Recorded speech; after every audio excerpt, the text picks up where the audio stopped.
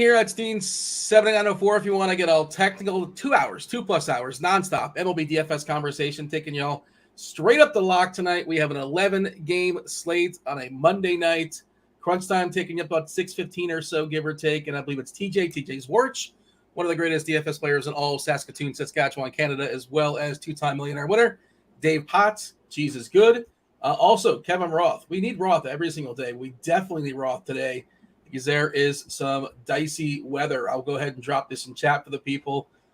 The weather article, this was written earlier today. He will update it at some point, but and then he'll verbally update it at 6:15 and give you guys the most up-to-date update. But it's currently orange in Boston, orange for the Mets, yellow-orange for Tampa, Minnesota, yellow for the White Sox, and green, yellow, and Coors. That doesn't seem terribly concerning, but all right. Yeah, weather in general is definitely something we're keeping our eye on. What's up, chat? We're still grinding baseball. We're still doing it. We're still playing baseball. It's still happening, despite the fact the sites don't seem to want us to play, Tim. They're not really putting contests out there that are very tempting. I signed up for what I could. I don't know if you're having a similar issue I am, especially as somebody who likes to play like 3-entry max stuff. And, man, the sizes are getting smaller and it's just less appealing. But, did the research and going to be doing the show and going to be playing, but kind of disappointed. I don't want to name names, but we're disappointed in the sites today. At least I am. You in agreeance? Come down to the bus with me, Tim. Yeah, it's definitely a little bit disappointing, but I mean, we got to do what we got to do. I'm still going to play, and that's just where we're at. You got some more chips to play with tonight, because you were saying before the show you had a big night yesterday in football. Not like a screenshot, like jumping on Twitter and showing all the people, but I think you said you 5x'd. Does that sound about right? Yeah, that's pretty solid. I won about 5 or 6x yesterday in football, which is awesome. Take that every Sunday for sure.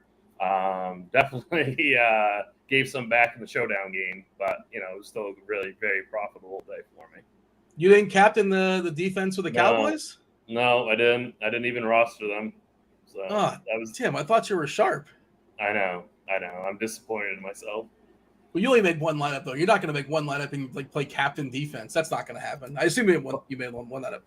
Yeah, I made one lineup. Yeah, they didn't even make my flex, so I was dead pretty early. How about yourself, Keith? Keith Eister, Eyes. Welcome to the show.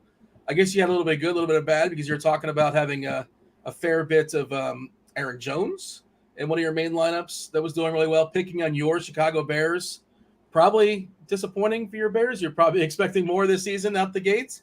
But what sort of takeaways we have as far as football? We got plenty of time to talk about the baseball. So like the people even chat. They're asking about how we did in football. I did bad, by the way. I'm poor now, just for the record. I have no screenshots of the people. But how about yourself, Keith? Talk about the slate yesterday. Yeah, I had a nice little day. The Aaron Jones injury cost me a pretty big sweat. I had a nice team up in the top 20 of the $75 single entry on DraftKings that had Aaron Jones. So that hamstring injury late really hurt. My highest correlation of the day was Anthony Richardson with a Calvin Ridley run back. So that worked out really well. I ate the Tyreek Hill chalk, which he just absolutely smashed. Had a bunch of Austin Eckler who came in surprisingly low owned, at least in the single entry stuff. So nice day for me too. Not quite as good as Tim, but about 3x for me. Yeah, congrats. I was surprised at Eckler's ownership. Me too. I thought he'd be a lot higher owned. I think it's just the way lineup construction worked, where people just want to spend up on the big receivers, and they just that was their decision. Like, give me Jefferson, give me Chase, give me Hill, and like there was sort of like those mid-tier 5K, 6K running backs that people were happy with, and I guess they didn't like the receiving pool as much. Is that like Sutton was in that area? I know Ridley was 6-ish, but I think that's kind of the conundrum that was working out. People were playing Jamal Williams. Yeah, or they were like Bobby and playing Jalen Hurts at quarterback in single entry.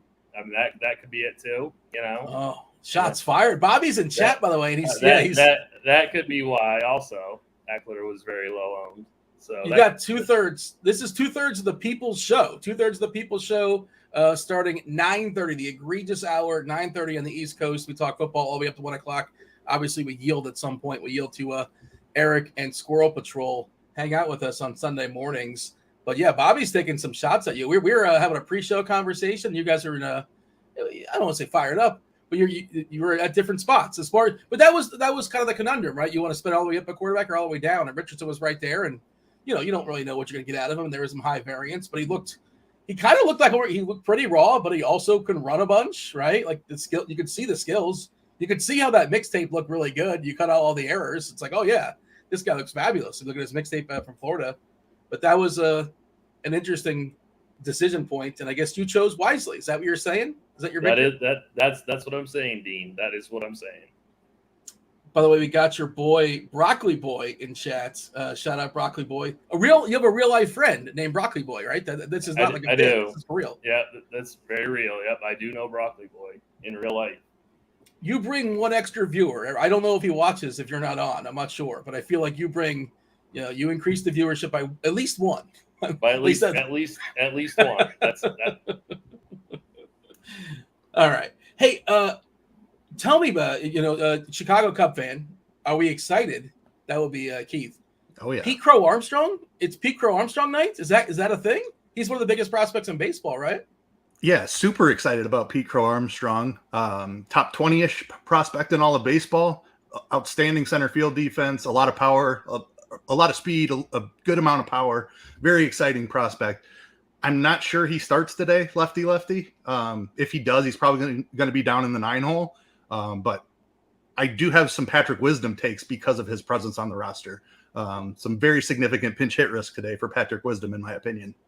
He's going to get 2 at-bats if he starts in like the 9-hole or something like that, because Freeland probably is not going 3 times through. And I have a similar thought point, and we saw this in a previous game when they were super popular and Wisdom was leading off. And I think there was an opener situation, and a lot of that had to do with how the game, was. Like the Cubs had 2 or 3 guys on with maybe 1 or 2 outs. It was like the 3rd inning. They brought in I think a righty. You were probably watching the game. I'm just telling the people. I imagine you recall the situation. We were talking about it because you were saying, yeah, like sometimes they let Wisdom hit. Was it Wisdom? I think it was Wisdom. Or was it Tauchman? Who was it? There was one Tauchman that you asked me about before the game, and I was like, no, they usually let him hit, and he got lifted after the first at bat. So there's definitely a change in what they're doing there with a few extra bodies now. That was the situation. It was Tauchman who was in the leadoff spot. There was an opener, and he was facing a righty. And I think they brought a lefty in, and they said, all right, Tauchman, you're out. Because, again, it was also a game situation you really can't predict, where the Cubs are down like 3-1 or 3-2 in the 3rd. They had a couple guys on, and I think they brought in Morel. Morel came in at some point in that game. And he did homer because he's the kind of guy that takes advantage of the wind in Wrigley. I'll still die on that one, but you got to hit the ball too. But, yeah, he's well-positioned. He's almost definitely going to be in the lineup tonight, I assume, facing Kyle Freeland in Coors Field. But, this is the time of year. And I think we talked about this previously. Why are we calling this guy up? Because are we burning a year on him? Like, there's the one way you don't burn a year is if he gets like a 3rd in like rookie of the year. Like, obviously that's not going to happen. But they're just burning it because they're going for it. The Cubbies are going to think about maybe him for possibly a roster spot if the playoffs are a thing. Or how close are we to the playoffs? Yeah, the Cubs should make the playoffs, probably as a wild card team, but they're not out of the division race by any means either. The Brewers have been playing outstanding baseball. The Cubs have been playing right there with them, though they haven't really lost any ground. So, yeah, they're calling him up for the playoff run. Candelario has been dealing with some back soreness, so I imagine he probably goes on the IL today. And, like, that defense in center field from Crow Armstrong, like, he's supposed to be, like, one of the best outfielders in all of baseball. That allows them to move Bellinger to first base, and the Cubs defense looks really, really strong with what they have up the middle in Horner and Swanson as well. But yeah, he's just an addition kind of for the playoff push, I think. Maybe they prioritize that defense. They do start him because the game's in Coors Field. I know we talked about that in a previous game with Kevin Pillar. Yep, for the Braves. I think that makes a lot of sense. So you never really know how deep these managers are thinking. And like typically when they call the guy up, they generally give him the start. But yeah, left on left, or if nothing else, like you said, like he will be very much a pinch hit threat for somebody like Patty the Brain, Patty the Tooth. Yeah, I assume they probably start Wisdom and just let him get the first 2 at-bats off of Freeland. And then as soon as Freeland comes out of the game, Crow Armstrong comes into center field and pushes Bellinger to first base, which would take Patrick Wisdom out of the game. If I had to guess right now, that's how I think they would play it. By the way, I was today years old when I found out that Josh Donaldson was in the Brewers organization. Did you guys know this? Somebody probably knew this, but I didn't know this. I did, and he got called up today, right? Yeah. I feel like how many teams has he been on in the last so many years? I think we're at the point in Josh Donaldson's career where like the talent is no longer worth the headache that he is. I don't know how much longer he has to stick around, but yeah, Josh Donaldson is cracking that Milwaukee lineup. Canna, Contreras, Santana, Adames, Donaldson, Monasterio, Taylor, Frelick, and Weimer. Weimer in the 9-hole. Trying to see if we can get a Cubbies lineup. That's the Braves for the second game. Marlins still without Soler. I don't see on the IL. He might be on the IL. We haven't seen him in a while. But all right, 11 gamer. What's up, chat? Kindly hit that like button, join the conversation, do subscribe, turn on those notifications, do all those things. If you're playing Showdown Slate tonight, we have a Showdown show with, I believe it's Chopper, Head Chopper, as well as Squirrel Patrol at 7:30, talking about the Jets and the Bills. Did you have anything else football-wise, Tim, you want to get out of your system? Any big takeaways from the weekend? Anything else that's worth noting, or have you already transitioned your brain to baseball? No, I got to talk about baseball now, or else I'll just keep arguing with Bobby and chat about football. I like one thing turmoil. I'll say. Tua looked awesome. We should note that. Like, as long as he can stay healthy, that Dolphins offense is going to be a lot of fun for fantasy. Mm-hmm. And like the big key point is that, like, it's not that not even that they look great, but it's like 1-2 combination of So Hill condensed. and Waddle. It's like, you're paying for the security of getting all these targets, unless you think Braxton Berrios is all of a sudden going to break out next week, which is probably unlikely. But I haven't even looked ahead to see who the Dolphins are playing, but it might be off this. I just know the Giants are going to be on the prime time the next 4 of the next 6 weeks or something like that, which is it too early to shuffle teams out of prime time? I don't know how that works, but and they're probably not that terrible. That's the other thing, like overreaction. People overreact after week 1. They can't be that bad. Like, theoretically, it's just not possible. But all right, let's talk baseball. Baseball tonight. Keith, the pitching is really, really good. It's spectacular. We have the Cubs in Coors, right? Besides the Cubs and Coors, there's several other teams that are worth talking about. Logan Gilbert, probably the most popular pitcher, taking on whatever's left of the Angels. I hope you guys are sitting down. Shohei Ohtani is day-to-day again. We don't know if he's playing or not. Allegedly, the manager did hint that there's a chance he could play Monday. I've been saying all along there's a chance he doesn't play the rest of the season. He's been day-to-day for 2 weeks now, it seemed like. Maybe I'll be wrong one of these days, but haven't been yet. Probably. We'll see if they shut him down. Even if it's Ohtani and a bunch of terrible dudes, you can absolutely roster Logan Gilbert, Keith. Woodruff looks pretty good against this Marlins team. Framber Valdez against a terrible Oakland lineup. I think this is the team he dropped a no-no against earlier in the season. I could be mistaken. I think that happened. And then there's Glasnow. Glasnow, who's been spectacular. I think it's 9 consecutive starts now where he's gone 6 innings. And this Minnesota lineup offers a fair bit of Ks as well. Some weather there. But that's the top 4. I think it's pretty clear as a top 4. That's where Dave had it in his article as well today. Do you agree? Is that kind of the top 4 as far as if salary wasn't a thing, those are the 4 most appealing arms? Yeah, definitely. I would say the 4 most talented arms. Love the matchup for Gilbert. You save a little bit of money off of the other 3, so I would have Gilbert number 1. This Angels lineup is just not imposing. There's so many strikeouts in there. I think it's 6, 7 of the 8 or 9 hitters have strikeout rates in the 24 to 28% range. If Brett Phillips is in there, he strikes out a ton. Kyron Paris hasn't struck out much in the majors yet, but he struck out a ton at AA this year. So I think we're going to see some regression in that strikeout rate. There's just a massive amount of strikeouts in this Angels lineup. So love Logan Gilbert. Glasnow is pricey, and Minnesota obviously has some power. So there's a little bit of risk in that matchup as well. But Glasnow has elite strikeout stuff, and the Twins strike out a ton. I don't know how often I'm going to have the money to get up to him because I'm definitely prioritizing the Cubs in Coors. It's pretty impossible for me to play 2 of these guys with the way I'm building today. I think Gilbert would be the guy I'm choosing to go overweight on. So that probably leaves me underweight on Glasnow, Woodruff, and Framber. Framber obviously has an outstanding matchup against Oakland. He's just not a guy I'm ever excited to play, especially when he's coming in with significant ownership. We're right around 34% right now on DraftKings where I'm looking. Yeah, there's additional strikeout upside because of the matchup with Oakland, but just never a guy I'm rushing to play. And then Woodruff, I think there is potential for a ceiling game here, but Miami doesn't strike out as much as you'd like them to, especially with Arise in there at the top of the order. He's just a guy that never strikes out.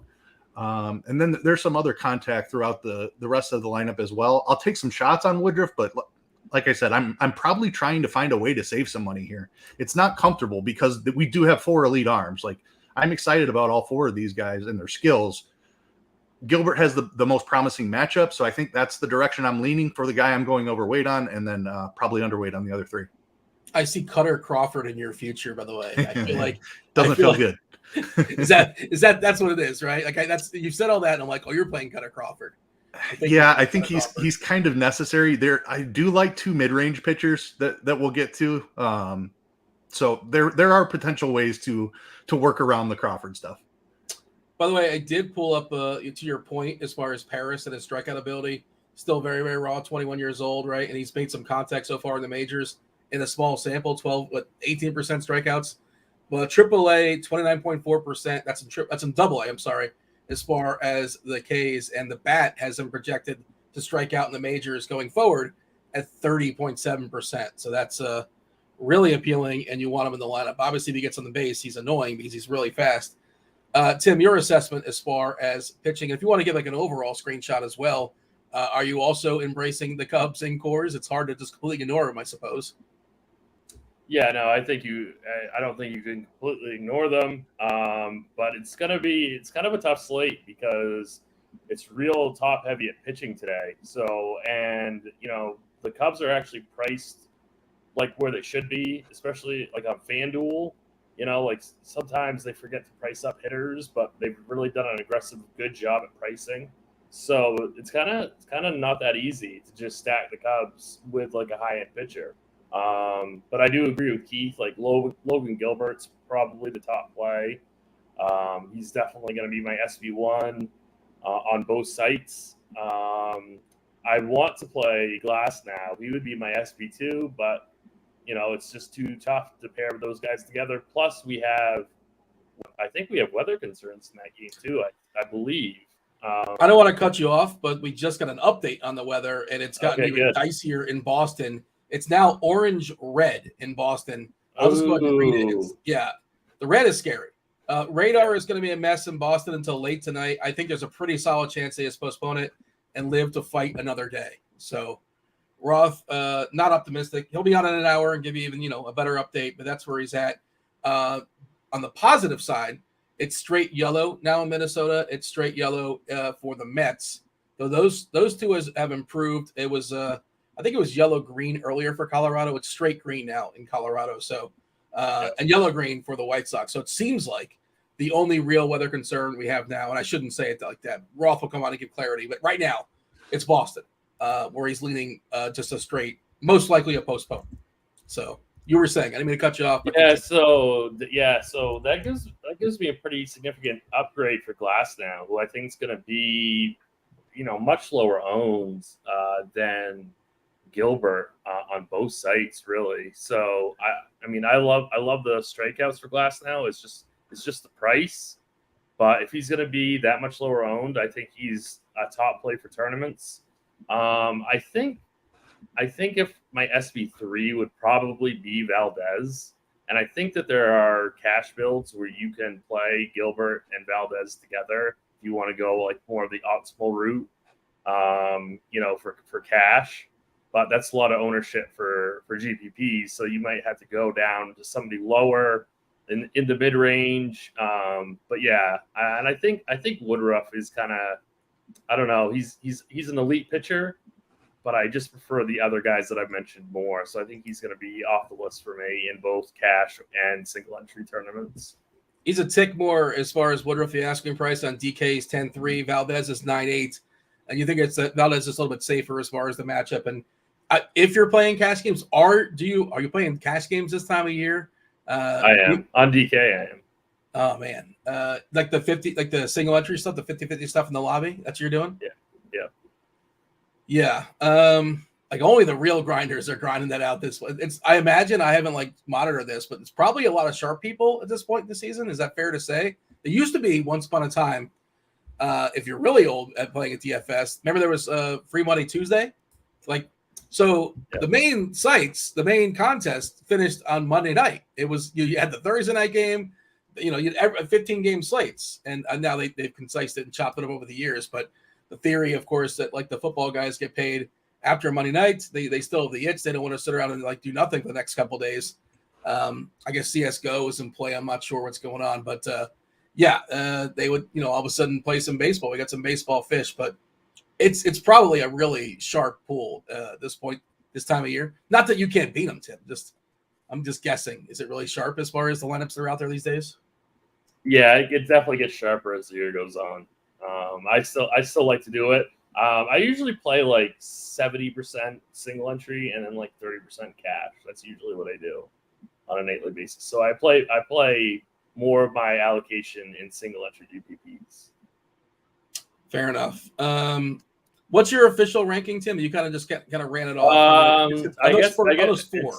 It's definitely Gilbert, 1. I'd say it's Glasnow 2, then Valdez, and then Woodruff.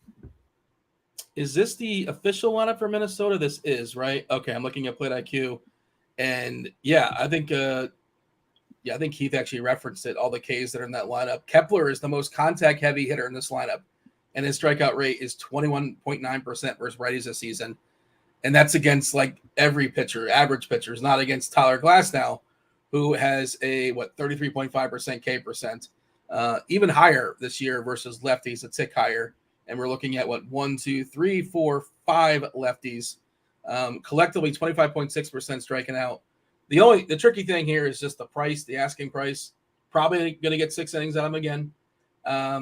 Cease is kind of popping here, Tim. He's been bad. I know the Royals are bad too, but if he's going to be popular, it's kind of like here's a spot to save some money. I think I'm out. I'm pretty sure I'm not going to have Cease. I don't make a ton of lineups. If I lose tonight, I want it to be a different reason than Cease blows up, because that's what he's been doing every time. Yeah, significant ownership difference between Cease and Jesus Luzardo. And so, granted, it's different price point on FanDuel. Like, Cease is really, really affordable on FanDuel if you want to like pay it for all the bats. But I kind of like pivoting to Luzardo in that same range on DraftKings at a fraction of the ownership. So that's kind of where I kind of agree with you, Dean. Like, Cease has just not looked like himself. Gets a really good matchup, but I think his ownership's going to be fairly high. So I don't know. I don't know if I want to play chalky Cease. I'd rather play a lower owned Luzardo. All right, jump in here, Keith. Luzardo, we have at 12% on DK. We have Cease at 22%. They're essentially the same price. Milwaukee doesn't really strike out a ton. If you look at that lineup, I think our Plate IQ does not have Donaldson in there. So I imagine he strikes out a fair bit at this time, off the top of my head. He was not in the Plate IQ. It's probably a positive he's in there. The other thing you could say as far as Cease is he's got a better price on FanDuel when you're shopping around. But again, I just don't think that's what I want to do. What's your official take here, Keith, when it comes to Cease? And feel free to talk about Luzardo as well. 0 Dylan Cease for me. I wrote up the top stacks article today, and Kansas City is one of my favorite leverage points on the entire slate. They are really cheap. It's part of how I'm fitting in an elite pitcher and some Cubs. They're really cheap. They just faced Dylan Cease last week. They scored 5 runs off him. Dylan Cease has given up 5 runs in 4 consecutive starts. So I understand why he's getting some ownership. Like there's strikeout upside here, no doubt. But he just has not been right all season long. The strikeouts are down. He still walks way too many guys, walk rate over 10%. Playing Dylan Cease into ownership when I have Jesus Luzardo right there in a matchup that I like just as much, no thanks on Dylan Cease for me. Luzardo is going to be my highest owned pitcher on the slate. You talked about the strikeouts from Milwaukee. That is a slight downgrade. Like early in the season, they were striking out an absolute ton against left-handed pitching. They made some moves at the trade deadline. You're seeing Canna up there at the top of the order now. He was one of them. Carlos Santana, another low strikeout guy they added. I was really hoping Yelich made it back to the lineup today. Yeah, he's been awful against lefties, and he's dealing with some back issues. So anytime that back flares up on him, we can see Yelich go through some prolonged periods of struggle. Unfortunately, he did not make it back in there today. I do have an over Taylor. on what's Taylor's good to see. Taylor's a good to see. Yeah, Good yep, for strikeout sure. guy. And Yeah. Weimer will strike out a good amount. I think Luzardo has the other, just has the type of stuff where he can win in any given matchup. He has a 28% strikeout rate on the year. I do have an over bet on 5.5 strikeouts. I'll take 6 strikeouts at 8,500 or whatever he is, especially when I'm getting significant leverage on the chalky pitcher in this range. So Jesus Luzardo going to be my highest owned pitcher of the day. Yeah. Wow, I like he's gonna be your highest owned pitcher of the day. That's awesome. That's awesome. I think that's a good play. We're running on 20 lineups today, Keith. They didn't even have unless I missed it. Was the 20 max 20 in the lobby? Did I miss that? Was it already sold? I did not see a 20 entry max either. Unfortunately, I love to play that contest. So I'm just doing 10 lineups into like the $18 lotto or whatever. And then I have some single entry stuff. So I think it's more like 14 lineups that I have today. Not quite the full 20. They didn't have my favorite contest that I like to play and just throw some darts. But I am throwing 10 into the $18 or whatever it is. I think my favorite contest was the $66, 20K, 3K up top. But yeah, I can't. You said the lotto. I just can't. I have my principles. I try not to break them. When 33% is going to first place, and I'm not winning first place, I can, I guess, sure. I mean, but Matt says I'm not winning. You have to understand what it is. You're probably going to lose money on most days, but you hope to get lucky once a year and bank it, and then you're doing okay. But it might take 2 or 3 years to do it. Yeah. Well, people think like, I haven't won the GPP all year. It's like, well, how many contests are you entering? What contests are you playing? How big is that? Do the math on it, right? You're not supposed to is the thing. Bust out the calculator. Other players as far as ownership, kind of working our way down on DK. Again, Gilbert, this is as of, let me get a refresh. Maybe we get a new batch because this is an hour old and sometimes things change. Sometimes they don't. Got to hit the refresh button every once in a while. And no, we're still at 425. So at some point we'll get a refresh, but we're currently at 39% Gilbert. I think that's fully justifiable against whatever's left of the Angels. Valdez at 34%, Woodruff 25, Glasnow 22, Cease 22, Zardo 12, and that's basically it as far as ownership. By the way, did anybody happen to catch the George Kirby quote, the blurb? Did you happen to see this, Keith? How he was upset that he was told to go back out there at 90 pitches. A lot of former pitchers are dunking on him, like Mark Mulder was slandering him on Twitter. Do you know what I'm talking about or no? I did see a brief mention of it on Twitter, but I didn't really follow up on the situation, anything outside of that. And I didn't see what he actually said. He basically said, I didn't make my pitch there in the 7th or whatever it was, and they gave some runs. And he's like, look, I should have been out there. I didn't want to go out there. And, probably not the thing you want to hear from your pitchers. That doesn't mean, some pitchers are thinking it sometimes. But he said, look, I threw 90 pitches. I thought I was done. Basically, I mean, that's the mentality these days. The kids these days thinks 90 pitches. Here we go, Dean. Here we go. It grinds my gears. Back in the day, I pitched every other day in complete games in 1932. That's what they did back. I mean, they also stunk. They threw 80 miles per hour. But you know what I'm talking about, Tim? I'm not just making this up. I haven't heard anything about this, but I'm definitely going to check it out. My initial thought was you can bet pitches under. I'm like, we got to bet Kirby pitches under his next start. But now maybe just to show him, it's like, look, I could do 92 if you need me to do 92. So I don't know which way it's going now, but I'm like, they're going to baby him going forward. They babied him kind of sort of throughout his career as well. But just an interesting little thing that happened in baseball. Keep your eyes on it. Let's see. What else is going on in the chat? Cobb's pitch counts. Don Yeezy's asking about Cobb's pitch count. Not something I've considered because I don't think I'm considering playing Cobb. That's probably more of a Keith question because you're making more lineups than Tim is. And Tim's definitely not playing Cobb, not to speak for him. But is Cobb somebody you've considered, Tim? Keith? I have not considered Cobb. He has been pitching more to contact this year than I would like. I do believe in his stuff and think he has plenty good enough strikeout stuff when he wants to use it, but it just seems like he's using that sinker and cutter a lot and really pitching for ground balls more this year than strikeouts. And now he gets a matchup against Cleveland, who is just an extreme contact team anyway. I don't see the upside there for Cobb today. And he just had a cortisone shot for his hip, right? Am I making that? Did I read that? I think that's true. Yeah. It's his hip and it's on his arm, but still you need your, you need the hip to throw baseballs too. Right. Right. It just seems like I don't know. I don't really like that play very much. Not Mechanics a good matter.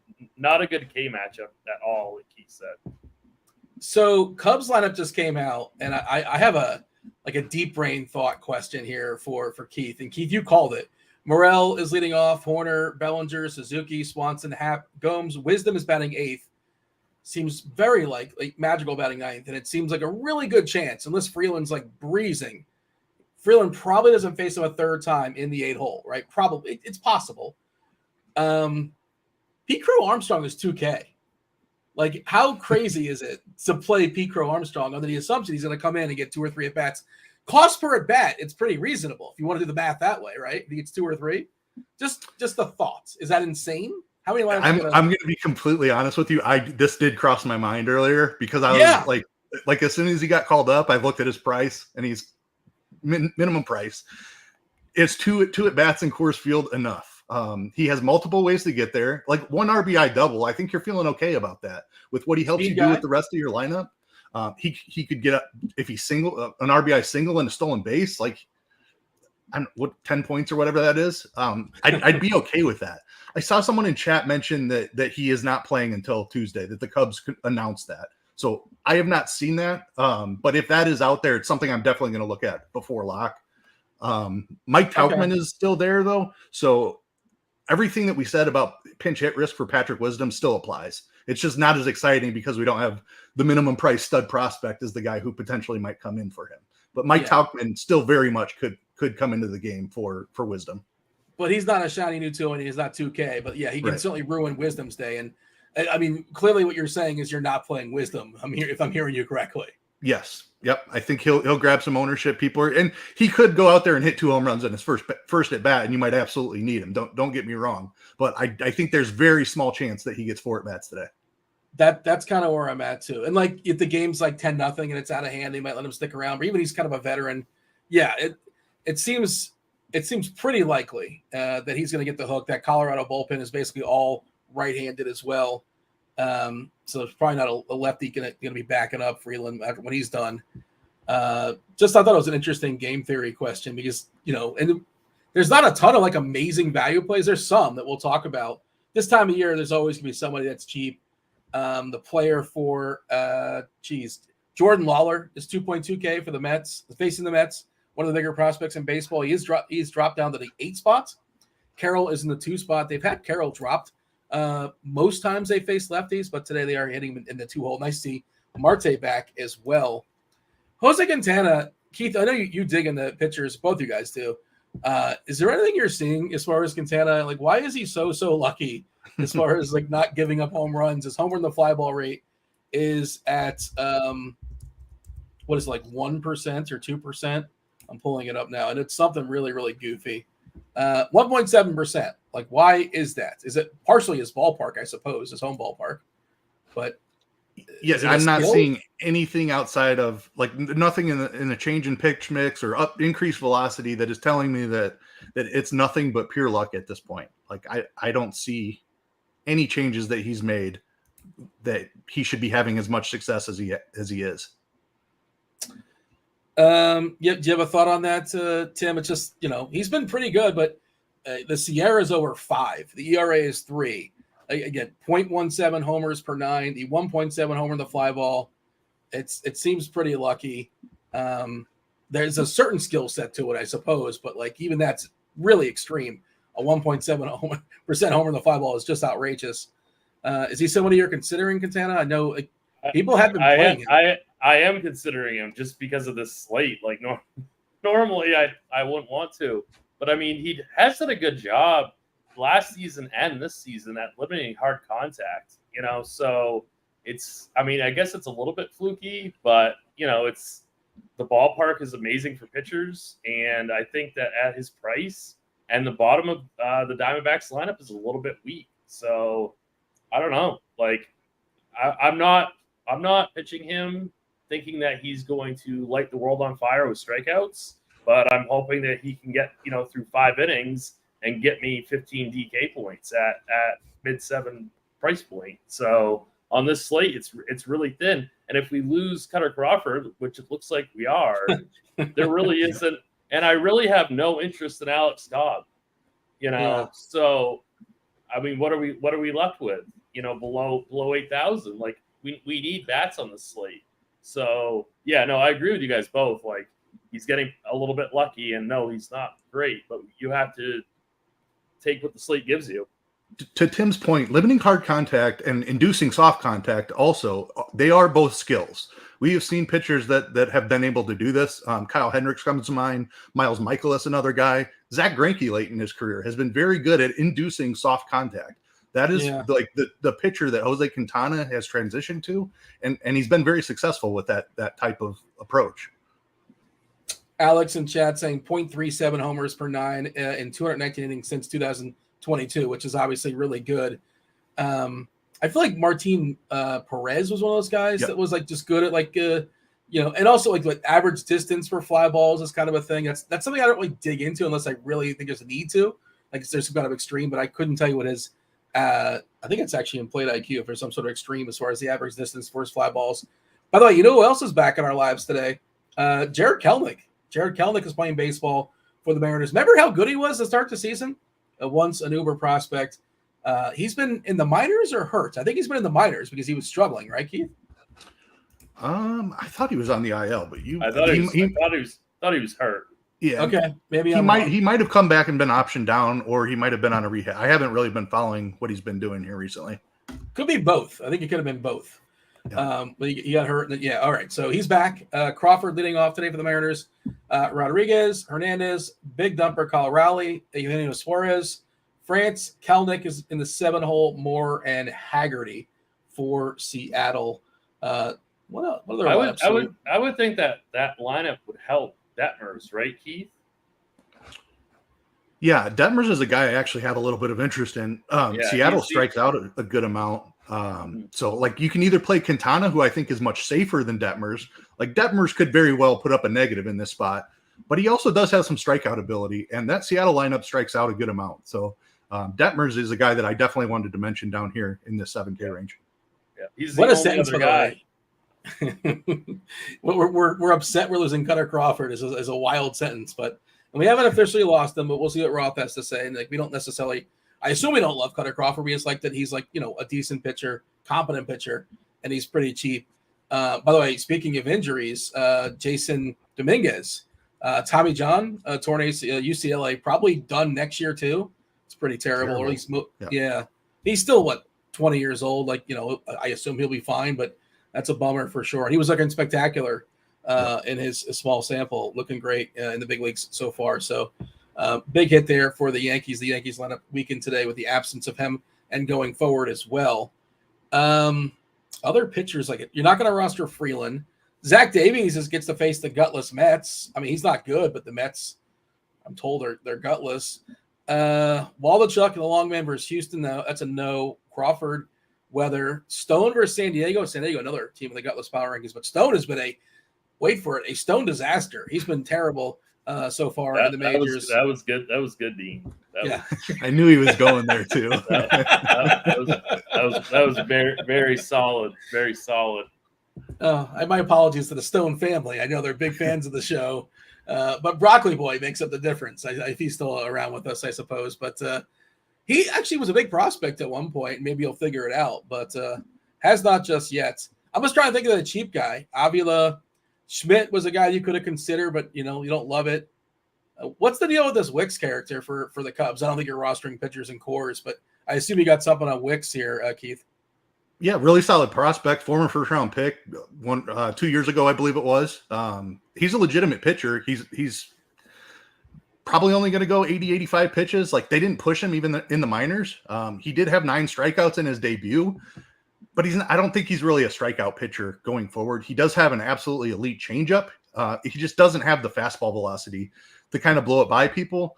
That being said, it's Colorado against left-handed pitching. Like, they've been atrocious against lefties. So I don't know if we, and it looks like we will, if we do lose Crawford and Schmidt, I don't think it's crazy to play him on this slate. Yeah. It's going to be very much a Jose Quintana play, and maybe you just play Quintana because he's not in Coors Field. But I don't think the strikeouts are going to be there. I like him under 4.5, in fact, today. But I do think he could go out there and throw 6 pretty decent innings. that might be enough to survive. Even if he gives up two runs or something like that. If he can give you 6 innings and 2 runs and Quintana gives up 4 or something like that, he could be in play because there's not much to like down here. Do you like Hicks? Wicks is going to be 1% owned. So, I mean, that's like, I don't know. I think it's pretty good tournament play, to be honest with you, if you're like building 150. You don't think it gets a little bit higher if we lose that Boston New York game? Like, I'm not saying it's going to be outrageous, like maybe 5%. I don't know what the difference is. I doubt he goes over 5%, even if we lose that game. Do we like Wicks more or less if Chris Bryant's in the lineup? It's rumored he's going to be in the lineup tonight. Definitely less. Speaking of stone disasters. I mean, yeah. Bryant has not been good as a Rocky, but he is far better than anything they've been rolling out here without him. Question here in chat. Our boy Butto Jenkins asking about Mason Miller against Houston. He's not going to pitch very long. I think we got like 60 pitches for him, and also he's facing Houston. So, I mean, and he's not even cheap. Yeah, can't do it today. If he was 6K, I think he'd be in the conversation because he is one of my favorite prospects in all of baseball. This dude has just elite stuff. He threw 26 pitches in his only start in a couple of months. So, like even the 60 projection that we have right now is pretty aggressive. Like he's not going over 3-4 innings absolute max in this spot. I don't think you can take that chance against Houston, who's just been an elite offense here recently.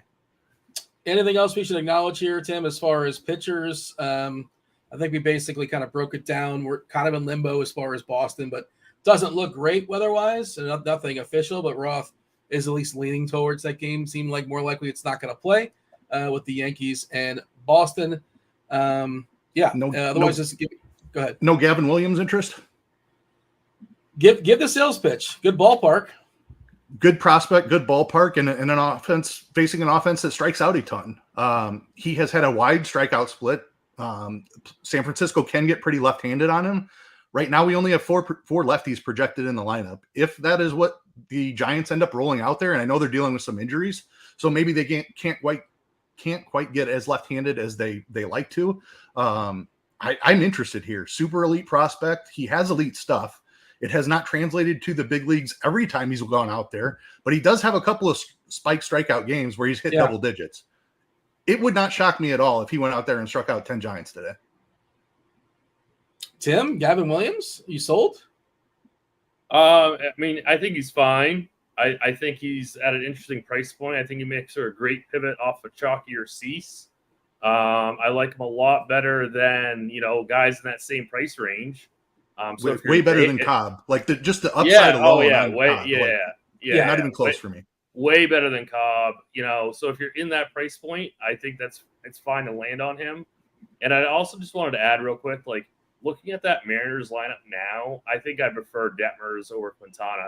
Initially, I was leaning Quintana, but now I prefer Detmers as my cheaper SB2 on DK.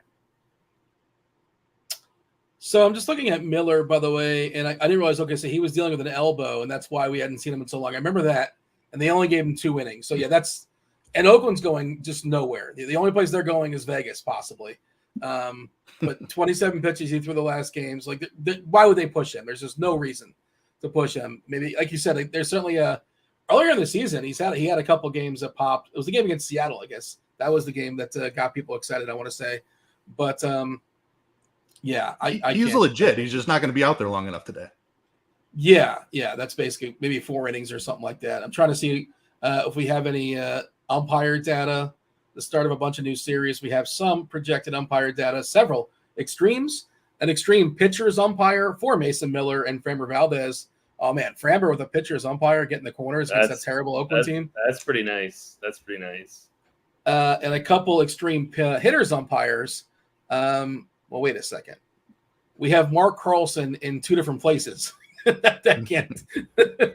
I mean, there's not like twins named Mark Carlson, right? I know that name, but for some reason we have him both in the Tampa Bay game and the Marlins game, and that doesn't seem that would be wild,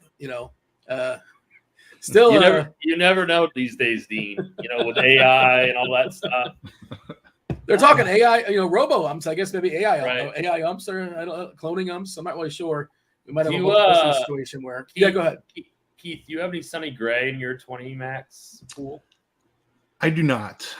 Just too much respect for the Tampa Bay offense. Also, not an elite strikeout guy.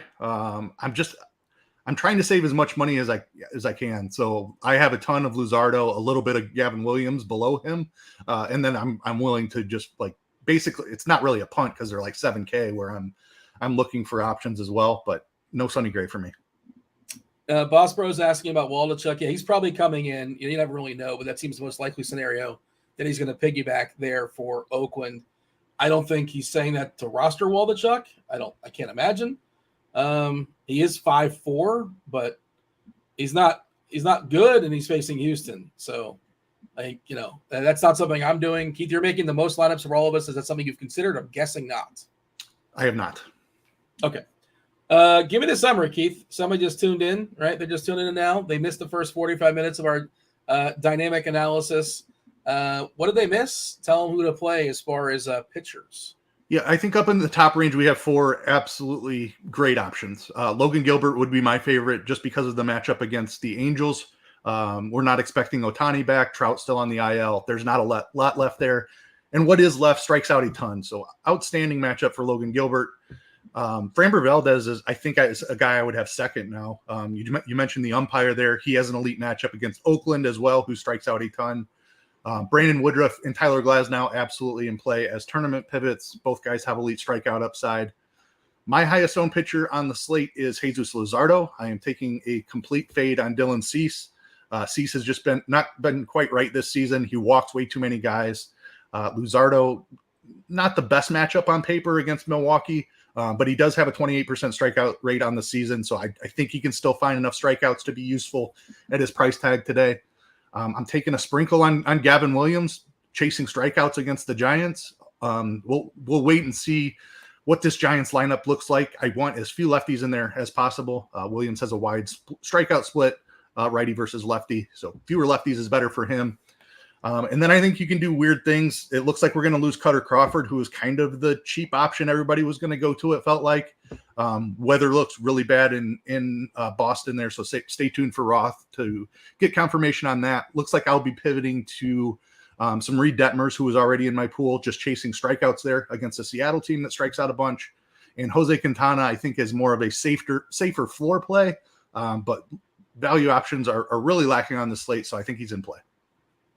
So, like, even if you lose Boston, you lose Schmidt, you lose Crawford, you're still saying no, like, not waiving Cease. Like, you're as that's one of your big stands in the slate, and you like the leverage in the KC side, and that's that. Yep. Okay. Because I think some people are going to – I think he's going to rise up. I think, whatever he's at right now, the field would get to him a little bit more. Anything you want to add there, Tim, as far as pitchers? No, I think we pretty much covered everything. I think we went over the entire pool, so – yeah. All right. We will talk stacks in just a second. I'm going to run down our consensus rankings. Do want to mention the NFL, of course, officially it is here. It is back. It's being played tonight. The last game of week 1, you got Buffalo taking on the Jets. If you guys are playing showdown slates, do check out Head Chopper and Squirrel Patrol talking about it on this very channel. Hit the like button, subscribe, turn on those notifications. They're talking about tonight, 7:30, taking you all the way up to kickoff, all the way up to lock for the football, Monday Night Football going down tonight. RotoGrinders, they're going to handle all the legwork when it comes to, all the tools we have, lineup HQ. There's too many to mention, but we want you to work less and win more this NFL season.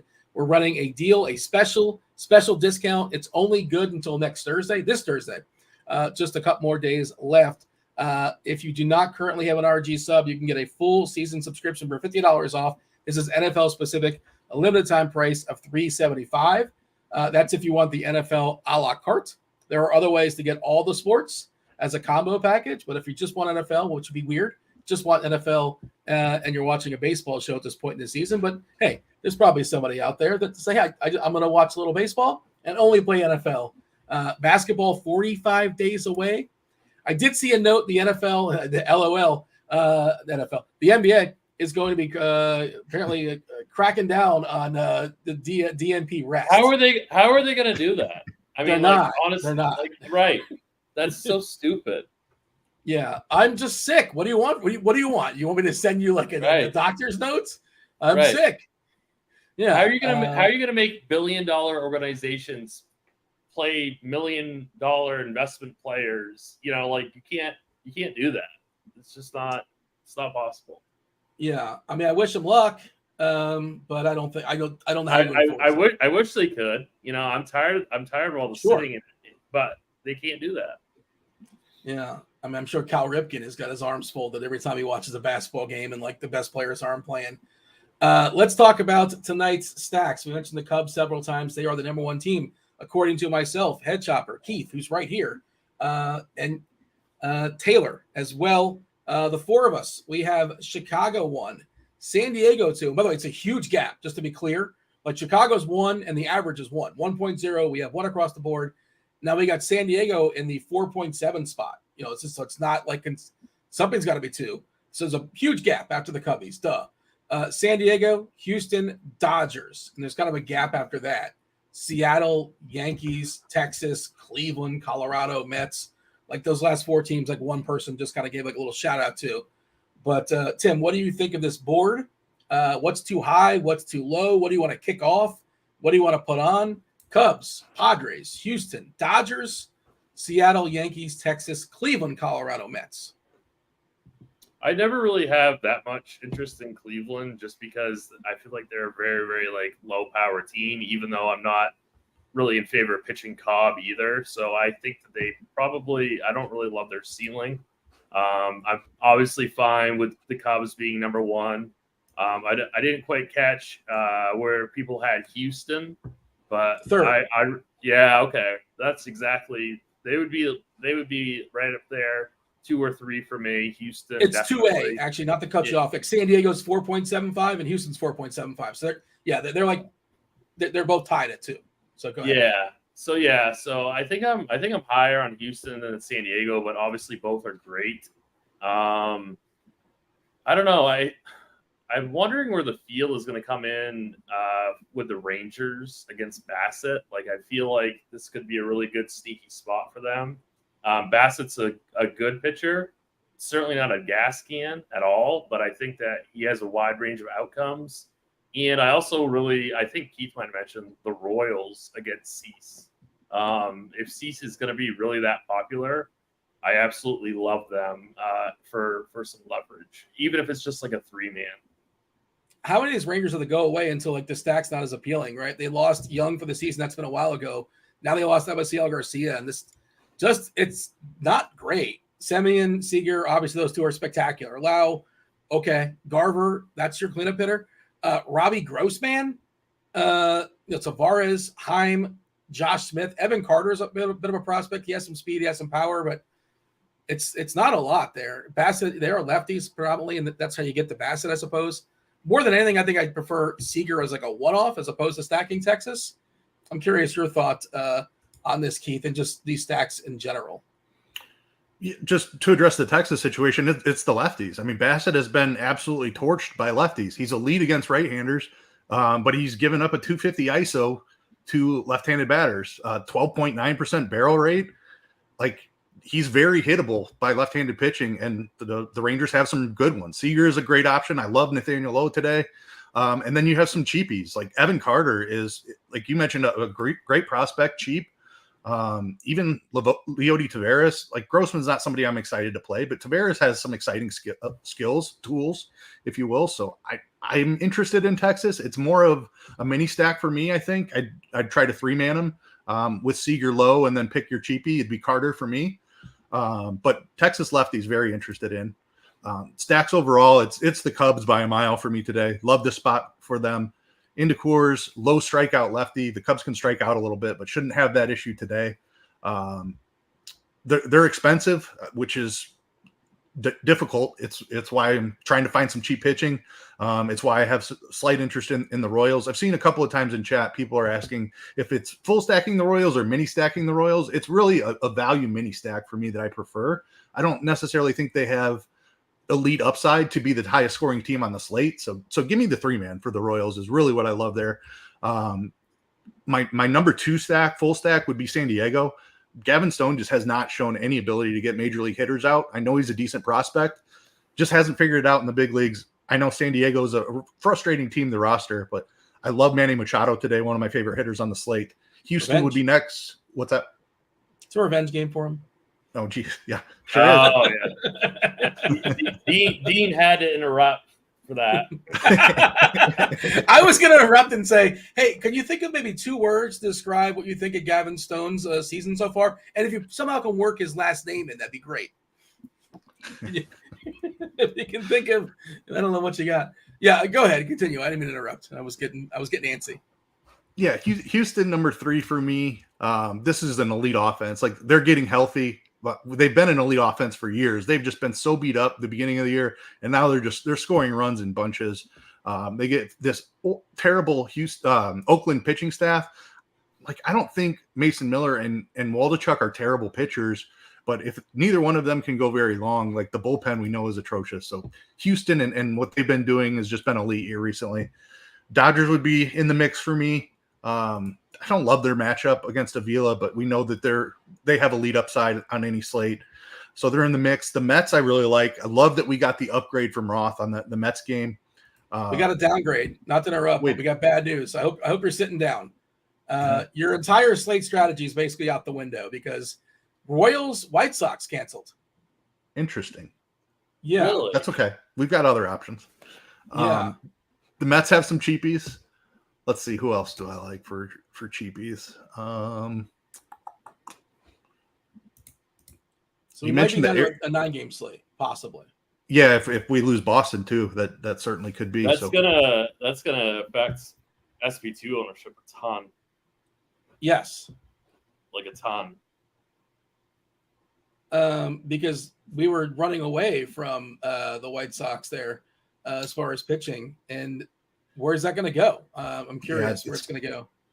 It's going to Luzardo, I fear. Yes. Yeah, that's probably the logical spot where it would go. It's a good call. I think Williams too. They'll grab some. Yeah, you're right. That just kind of blew up my entire strategy today. Sorry. Thanks, Dean. Look, I'm just reading. The chat's also blaming me for the Dobbins injury.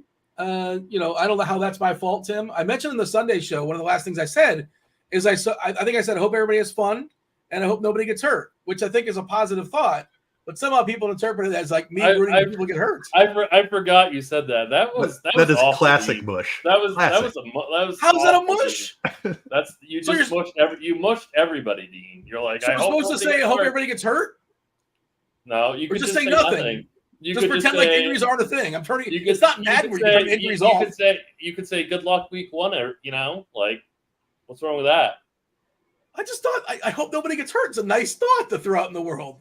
It's probably not going to happen. I don't have the ability to change things, but I don't know how that's my fault.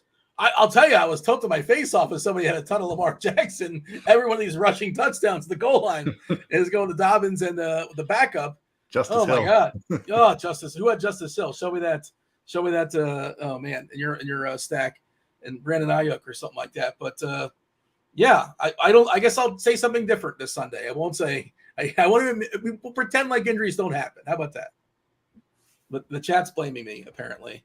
I didn't realize that was my fault. My bad.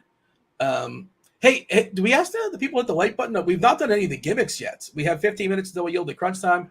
Kevin Roth, we need Roth today more so than most days. We always need him, but today for sure because of we need some clarity as far as what's going on there in Boston. Yeah, Roth seems confused.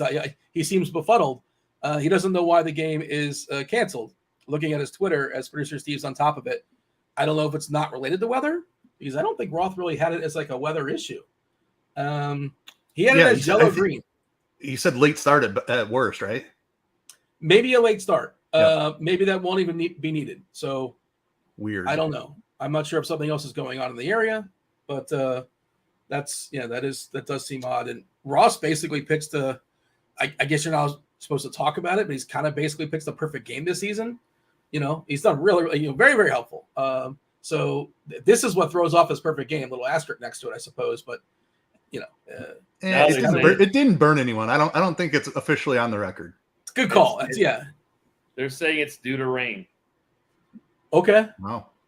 Yep. Alex in chat says it's been raining for 12 hours in Chicago, so it's got to be field conditions. Like even if the rain lets up, it's field conditions. I bet. Yeah, I suppose that's possible too. And I just pushed Kevin Roth according to Michael in chat. So there you go. So don't trust what Roth says going forward until something bad happens, and then it was my fault. I guess that's what I'm reading.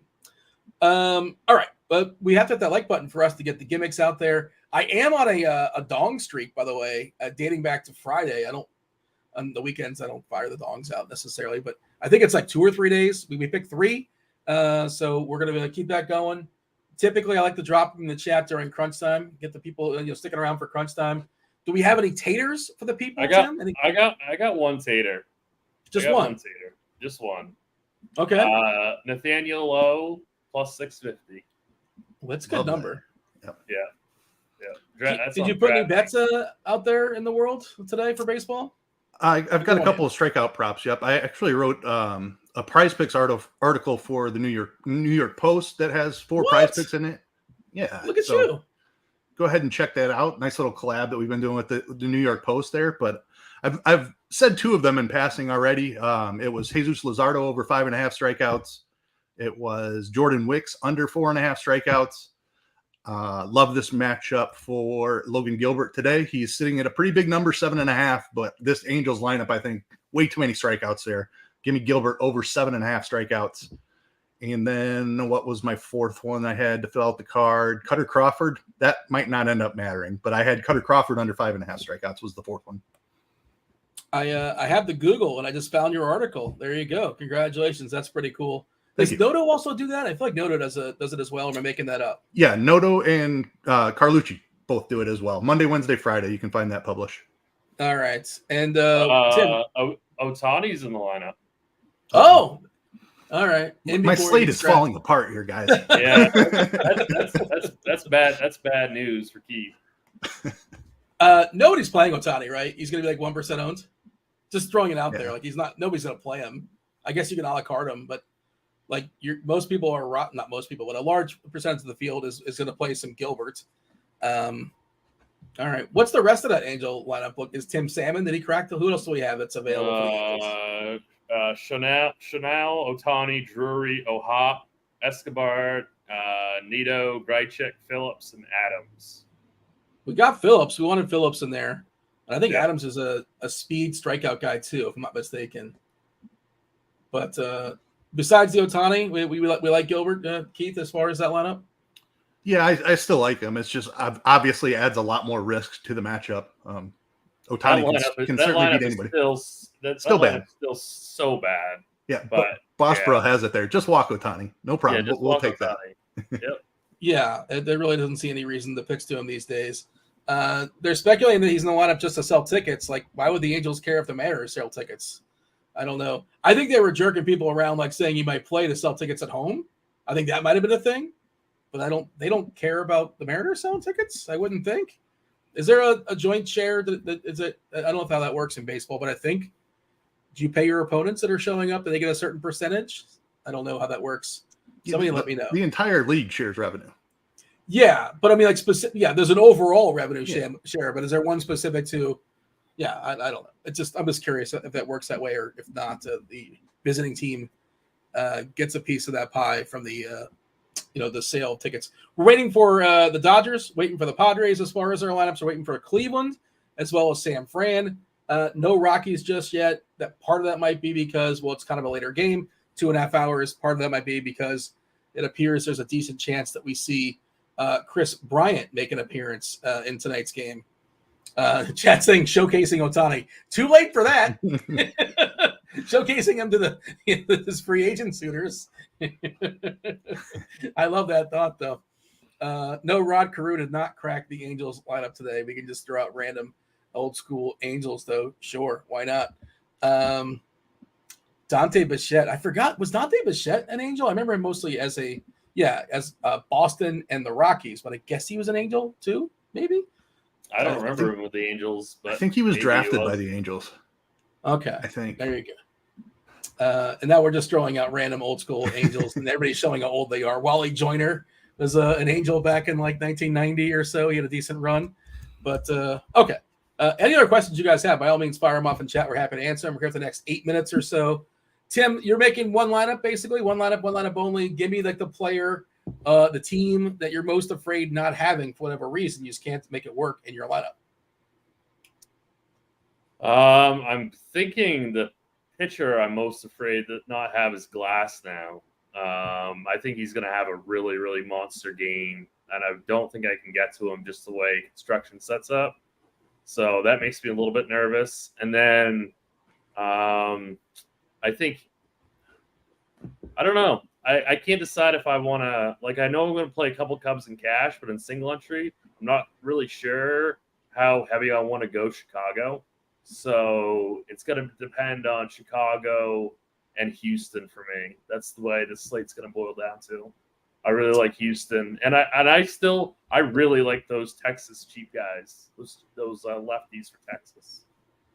Yeah, I feel like in single entry, Houston's going to be kind of ignored, and like facing Miller, we do like Miller, but Waldichuk and the rest of that bullpen's pretty bad. I did do a quick sort of like update as far as bullpen, like, you know, who's actually alive and throwing baseballs now. Do you know the best bullpen in baseball right now, according to Sierra? That's, you know, actual players that are currently on an active roster. You probably wouldn't guess it if I gave you 10 guesses, but I'm sort of also framing it. You want to take anybody want to take a shot at it with the framing I'm giving? Is it the Mariners? It is not. They're number 4. They're on the board though. We're playing the feud. I thought it was gonna be Toronto. That's why I was looking, and I was thinking about Texas. I know Toronto's really good. They're 3rd. That was the reason why I pulled it up. You want to take a shot there, Tim? I'm framing. I wasn't listening, Dean, so I missed the frame. All of it? Did you miss the entire? pretty much all of it. Alex got it in chat. It is the Marlins. The Marlins have the number 1 bullpen in baseball as far as active roster. If we're looking specifically at Sierra, so Marlins, Atlanta, Toronto, Seattle, Milwaukee. Who is the worst bullpen? I assume it's still Oakland. It is by a good margin. The Angels 2, Colorado 3, KC 4. The Mets, the gutless Mets, are 5th. Alex only got it because he's got Fangraphs pulled up on his computer. Like, I mean, that's cheating. That's cheating, by the way. He probably knows it off the dome. I'm guessing. Yeah, he says he knows. Like he said, he knew it. Right? Yeah. He knows. He's locked in. Yeah. Okay. Peter gave us the. Oh boy, there goes my voice. Peter gave us the Angels lineup. By the way, this would be a spectacular lineup. He took the time to write it out and think it out, so I'll read it off. Mike Trout, Rod Carew, Vladimir Guerrero. Remember him? Tim Salmon, Garrett Anderson, Troy Glaus. He ran out of players because like Jim Fergozzi. I remember he was the manager for like the Phillies. So was he good at baseball? Brian Downing and Wally Joyner. I guess there's only like what about Reggie Jackson? Reggie Jackson, famous Angel amongst all our teams. He played for the Angels when he was in the Naked Gun. What's the Naked Gun? Yeah, Fred Lynn got robbed in that list for sure. There's other Angels that probably got jobbed there, but all right. Anthony says no love for the Dodgers. Why aren't we loving the Dodgers here, Keith? We should love them to some degree. We should. That would be my answer for team I'm most afraid of not having enough of, because I love Houston, I love San Diego, and I have a ton of Cubs. So those are 3 expensive stacks. I'm running out of money and lineups to fit the Dodgers in. So we should have love for the Dodgers. Avila has had some decent success this season. He's been keeping the ball on the ground, but I don't think we're terrified of Avila against the Dodgers. So that would be my answer for team I'm most afraid of not having enough of. I was giving Peter credit. I thought he came up with those names on his own, but apparently he's saying that's what ChatGPT spit out. So here we go. AI. Can nobody think of their own these days? Yeah. AI. I'm telling you. Unbelievable. The robots are taking over for sure. It's not going to end well. Bossbro says Giants stack. Williams stinks versus lefties. I mean, I'm not making enough lamps to stack the Giants, and I think Williams is actually pretty decent. The ballpark is bad. You know, the Giants still have their pinch hitting ways. Want to see how left-handed that bullpen is for Cleveland, but doesn't sound like either one of you are all that enthralled. Keith, you have a thought as far as you're making the most lineups out of all of us? So the Giants eking their way in? No, I'm more excited to play Williams against them. I am concerned about the lefties, so I don't hate a Yaz, Peterson, Wade 3-man, but I'm not excited about anything else beyond that. But those are the 3 I'd be afraid of. All right, we got TJ and Roth, and it's Dave Potts, right? And Dave Potts coming in about 5 minutes or so. Nolan Ryan's starting, I assume. The best Angels pitchers of all time. I suppose he will be their starter. You know, why not? They're talking about the White Sox team being postponed. Yes, White Sox team is postponed and it seems really, really dicey for Boston and the Yankees as well. Roth will give some clarity on that in a few minutes. I just refreshed to see if he did anything else. But yeah, we're looking at orange-red currently in Boston, so not terribly optimistic. Big Show Brandon, shout out Big Show Brandon. Talk about the Seattle as a mini stack. We didn't really talk about Seattle. We kind of mentioned them in passing. We did mention that Kelnick is back. Yeah, well, what do you have as far as Seattle, Tim? They're going to be somewhat ignored, right? And Detmers is going to grab more ownership based upon the way things have fallen. So I feel like I'm going to end up with an uncomfortable amount of Detmers now. That's what's happening, right? And that's the other domino effect is like whatever Mariners were being grabbed out there, they're going to take a hit as well because ideally people are not going to roster a bunch of Mariners versus their pitcher. What's your thought here as far as the Mariners? If you're going to make a mini stack for Seattle, give me like your three favorite. Obviously J-Rod, Teoscar, and maybe just the big dumper right there. 2, 3, 4. This is a very, very high strikeout team, but they do have decent power against lefties. Detmers has been wildly inconsistent. He was very, very, very, very good early in the year, but now he's been a little bit shakier. So I think they're okay, but I prefer the Detmers side of this game. Keith, you got anything on this as far as Seattle? I know you're playing Detmers, so it sounds like. What about the lives you don't have Detmers? Are you going to play some Seattle against them, a little both ways? As a mini stack, I think it's okay. Love the Teoscar call. He would definitely be my favorite option here, just price considered. Obviously, Julio's elite. You can play him anytime. I have no idea what's going on with Suarez against lefties this year. He's a guy we used to always play against lefties. ISO's down to 101 versus lefties. I mean, it's 120 plate appearances. He's been great against them throughout his entire career, so feels more fluky than anything else, but 120 plate appearances is not a tiny sample. That's what 100 plate appearances is around where things start to normalize. So I don't know what's also going on with Suarez. He's cheap, though. 33% Ks, too. I know he's a K guy, but I feel like that's higher than his league average, his typical average. And Detmers versus lefties this season has a WOBA over 400, 401, and that's 120 hitters as well, interestingly enough. Detmers has a much higher strikeout rate against righties, too. He's going to be facing 7 of them. So, I mean, this is I think this is a pretty solid matchup for Detmers. I never know what to make of that. Some already. Now I'm playing a ton. What do we make of that, Keith? Right, so he's striking out righties at 28% as far as the clip. Well, yeah, I guess. Is he a reverse splitsy? I'm pulling up what he is. I mean, that would scream reverse splits to me. I can check in the bat. I was going to pull up his pitch mix. I know he has a very good curveball. That makes sense as to how he's getting a lot of strikeouts against righties. Curveball is generally a pitch that leads to reverse splits, as is a changeup.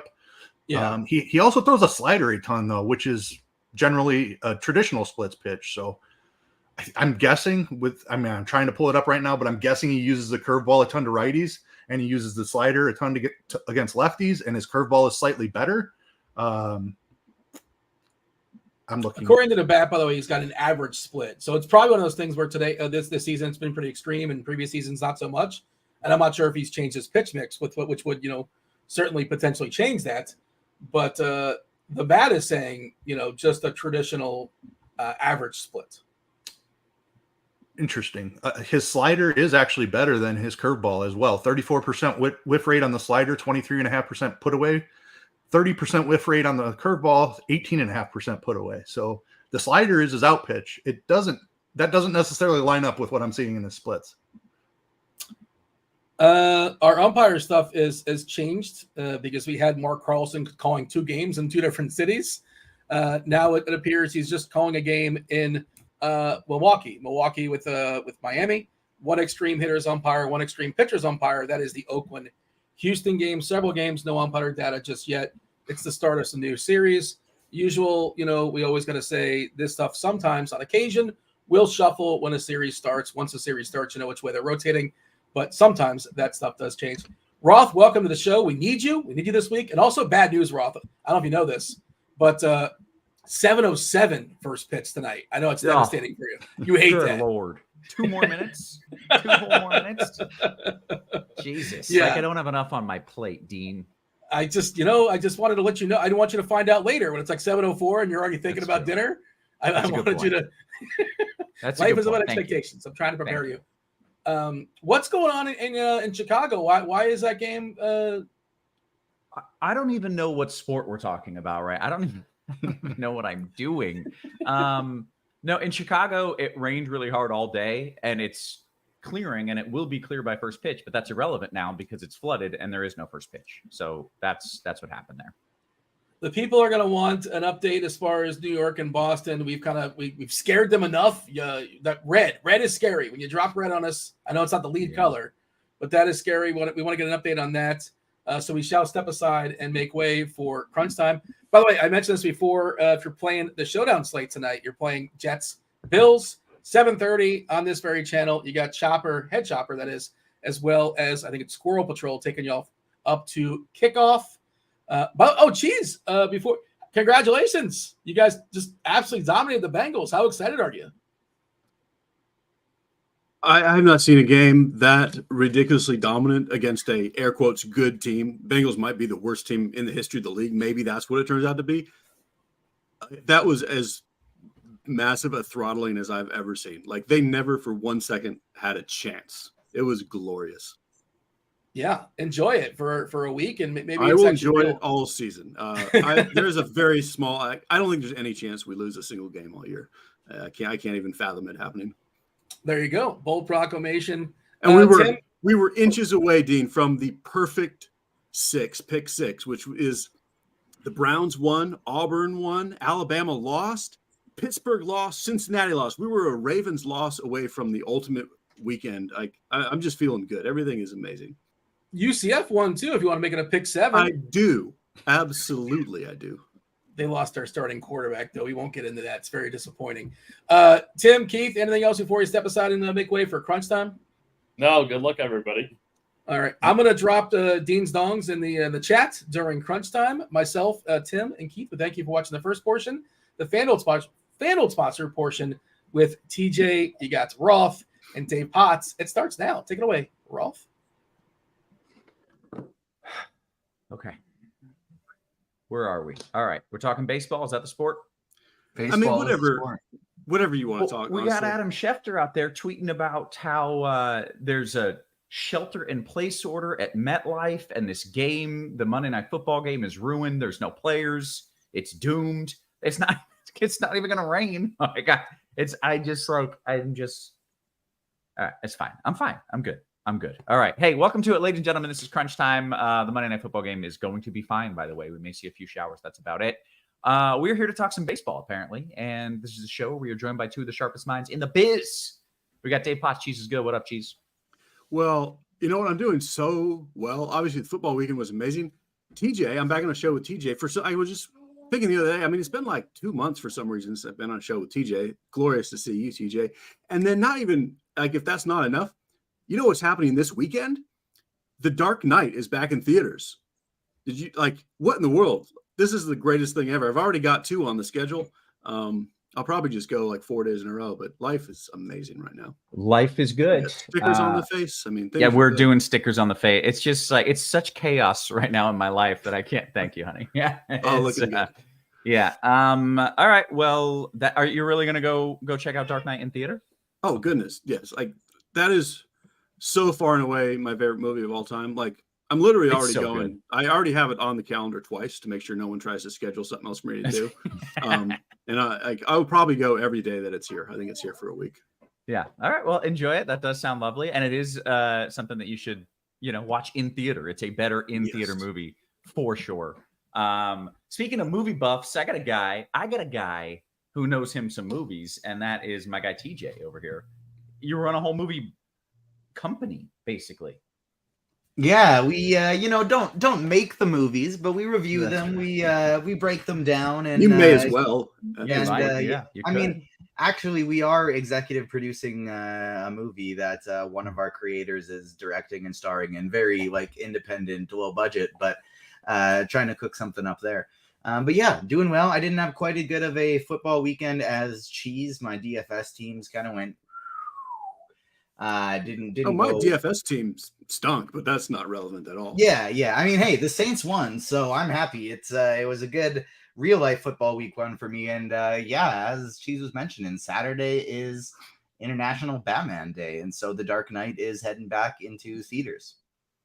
Okay. I mean, that all sounds pretty solid, but we are here, ladies and gentlemen, to talk some baseball. And I suppose it's time for me to talk a little bit about the weather, correct? Yeah, I guess we already lost one, and are we going to lose that Boston game? And then what else? That was an interesting one. Obviously didn't expect that because I just look at, all right, is it going to rain during the game? And the answer is no. It's going to be dry during the game, but the field is a wash, so that game is out. The New York game might have a late start because it's probably still pouring now. Let me double check here. Yep. The New York game is probably going to have a late start, but there's not going to be an in-game delay. Like once this rain clears, we're done. And so long as the field holds up, and I expect it will, it's not going to rain for that long. It's not a Chicago situation. I think that game's going to be fine as well. And then Boston's the next one. There's a flash flood watch in Boston, and all around the ballpark are flash flood warnings. This game is actually right now like in a decent spot, but throughout the night, it gets worse. I don't know if they're just going to try to play it in light rain and hope that it's going to rain the entire game. Cheese, what is our interest in this? What do we need in this? I mean, it's got a viable, super cheap pitcher on DK, and the offenses are fine, but it was kind of a bunch of weird, random MME nonsense anyway. So I quite happily just got rid of it and don't have a single thing in it. I don't feel like there's anything I had to have, even if the weather was good. That's where I'm at. Is anyone out there watching? Are there people playing right now? Are there people warming up? Because they could just try to play in light rain and see how far they can go until it ends. Maybe that's what they're trying to do. They haven't announced a late start yet, which I thought there was a good chance they were just going to postpone it at noon. It's going to rain all night. So I guess I'll pull my red from the orange red forecast. And if you want to take a shot in GPPs, okay. That's about all I can give you. If you give me 5 or 10 minutes to just kind of get my head wrapped back around this, I just have a lot going on right now. We got the Mets game. That one's in New York, right? Correct. That's delayed. That game's going to be fine. That's not surprising. Steve says, which game? It's the Boston game. I want to know if there's a tarp on the field. I want to know if players are warming up. If there's a tarp on the field, that game it ain't happening. And even if they do play it on time, I don't think they're going to finish it. Steve, can you put that back up? Because that first comment was exactly Roth right now. I'm so rattled right now, guys. I don't know if you guys saw that comment under the post, but it perfectly encapsulated Roth's mindset. What is it? I'm going to jump or something? It's something very similar. Maybe for liability reasons, I won't. Yeah. Oh, it's not there anymore. Gone. We watched the it's Cowboys gone. It's been now. deleted. It got dropped down, better. but it was definitely something similar to unaliving due to the weather in sports this evening. Cheese, why don't you break down the best plays today, and then I'll tell people that I agree with you. Yeah, give me 5 or 10 minutes to kind of get my do what you got to do. TJ will take the reins and I'll answer whatever he asks me. And you'll be back. Thank you. All right, we'll start a pitcher. Cheese. Yeah. Pitcher is kind of fascinating tonight. We've got these pretty much 4 superstars, all in very good matchups. And I thought it was going to be harder than it is to play, any one of them on FanDuel and 2 of them on DraftKings. It's kind of hard to get Glasnow on FanDuel. It's not really hard at all to get Gilbert. In case you're curious, the 4 I'm talking about are Tyler Glasnow, Brandon Woodruff, Logan Gilbert, Framber Valdez. The first thing I wrote in the musings, and I will stick by it, if we're playing a no salary cap game, those four would be it. I would have 100% among those four and not even consider anyone else anywhere. As it is, of course, you're going to run into some lineups where you need something cheaper. Mostly on DK. Like, honestly, with Gilbert at 10-2 on FanDuel, and like the Cubs are not super priced up. Like, there's a few lineups you might want to do, like a Houston, Dodgers, Cubs, mishmash where you need to go cheaper. Jesus Luzardo is kind of the next guy. He's only moderately cheaper on FanDuel. His salary is more useful on DraftKings.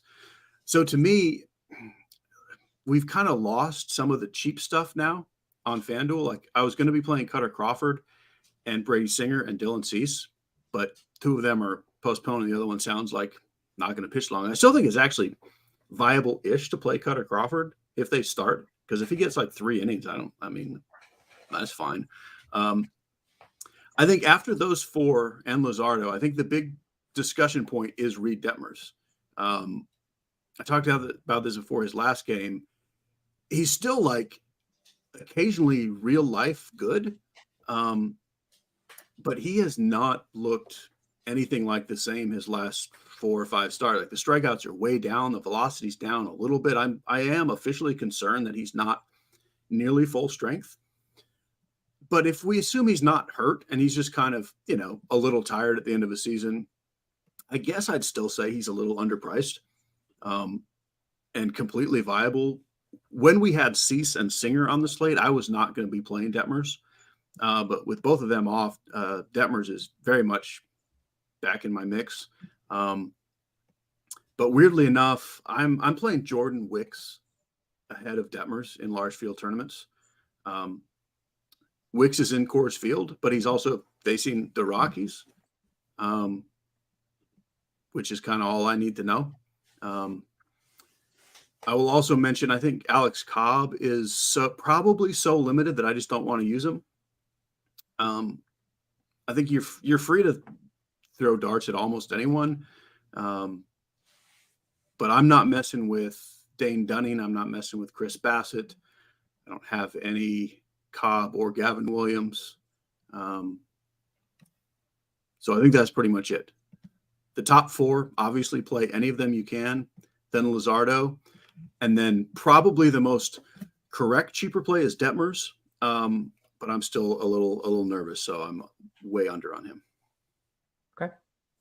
Steve says there is a tarp on the field in Fenway, and I truly believe this is one of those scenarios where, like, play now or start the game at 11 p.m. Those are essentially the options. And so if there's a tarp on the field and it's not play now, I don't know what the other game plan is, honestly. Like, that's just too risky for me. Even if they figure out a way to play, I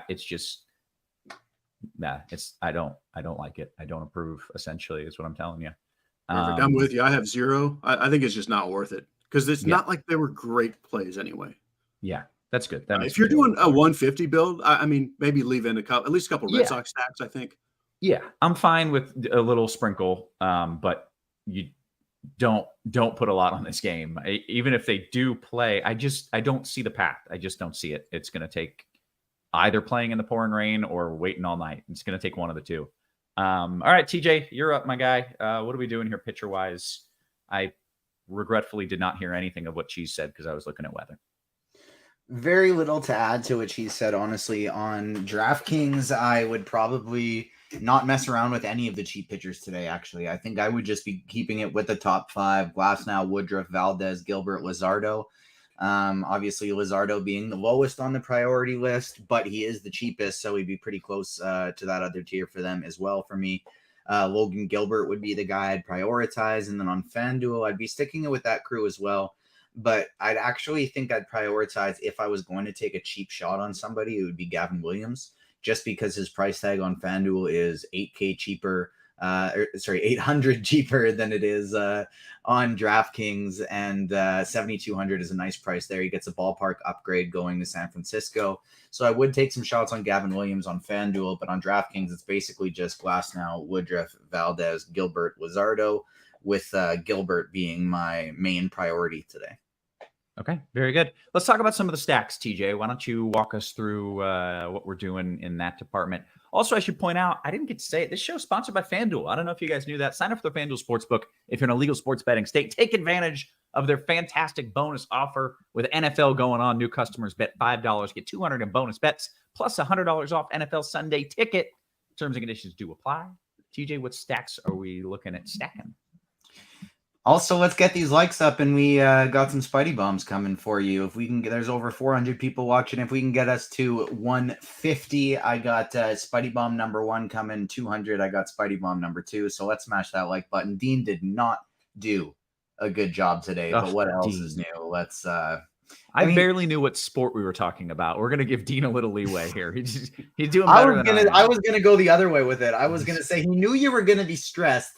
And he couldn't even just like get the likes up for you, so you wouldn't have to worry about that. I'll take it. But yeah, stacks today. It's a Coors Field slate, so the Cubs going up against Kyle Freeland are the top stack on the slate. There are 2 other teams that, to me, kind of rival them in terms of upside, but they are undoubtedly the top team on the slate today. Houston and the Dodgers are the next 2 that I'm going to be looking to spend up for the most, but all of these teams are fairly expensive. Like with the Dodgers, you can stack the back half and it gets pretty cheap. Houston, I don't really want to stack their back half all that much, but I guess now that they're fully healthy, it's fine as well. So you're going to have to find some cheaper stacks to mix in there, but of the expensive ones, my favorites today are going to be Cubs number 1, Astros number 2, Dodgers number 3. And then in terms of finding some way to try and save some salary in there, I did like New York before I even looked at the weather. I thought I was maybe going to take some shots on New York, maybe a little less so right now. And so I'm probably going to be looking to less so secondary stack cheap players and a cheap stack, and more so just trying to plug in as many cheap one-offs as I can with my favorite full stacks. You are muted, Roth. Cheese, I'd love to hear your thoughts on what you're doing stack-wise. Thank you, TJ. Yeah. Same. I mean, the Cubs, obviously. And then I think I like Houston a little ahead of the Dodgers, but those are the next 2. But not like super huge priorities at their salaries. The team I have the most of is the Padres, factoring in just it's a little easier to fit them. They're not cheap either, but they're a little cheaper. And